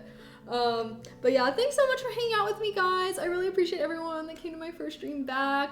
Thank you everybody that subbed or gifted subs today. I appreciate your guys' support towards my channel so very much. I'm so excited to be back, and yeah, hopefully a lot more streams in the future. Also, thank you everybody that watched me on Kick. I will be planning on multi-streaming more in the future, and we might try multi-streaming onto YouTube as well. I'm gonna go raid my 24/7 ASMR channel. I just had it go live, and then I'm gonna do dishes after stream. So thanks again, shout out amazing mods, keeping chat super fun and friendly as always, and I hope you guys like the rebrand. My little mages, you guys are magical, okay? That's also why I'm like, you guys are my mages, because you're magical, and you're powerful, and you're whimsical. How does that sound? Alrighty, I'll see you guys next time. I'm like, I gotta change my outro. I'll see you guys next time. Okay, heart. Good night, everyone. Hope you guys enjoyed watching me make bread. I'll make like a YouTube video one day. Once I'm better at it, I'll make a YouTube video on how to make sourdough from scratch, because it's actually pretty easy, and I'm super excited to like get into this. And yeah, we'll do some painting streams in the future. So fun. Okay, good night, everyone. I'll see you next time. Bye. Oh wait, sorry, just kidding. Oh, I always forget that the raid like has like the little timer afterwards.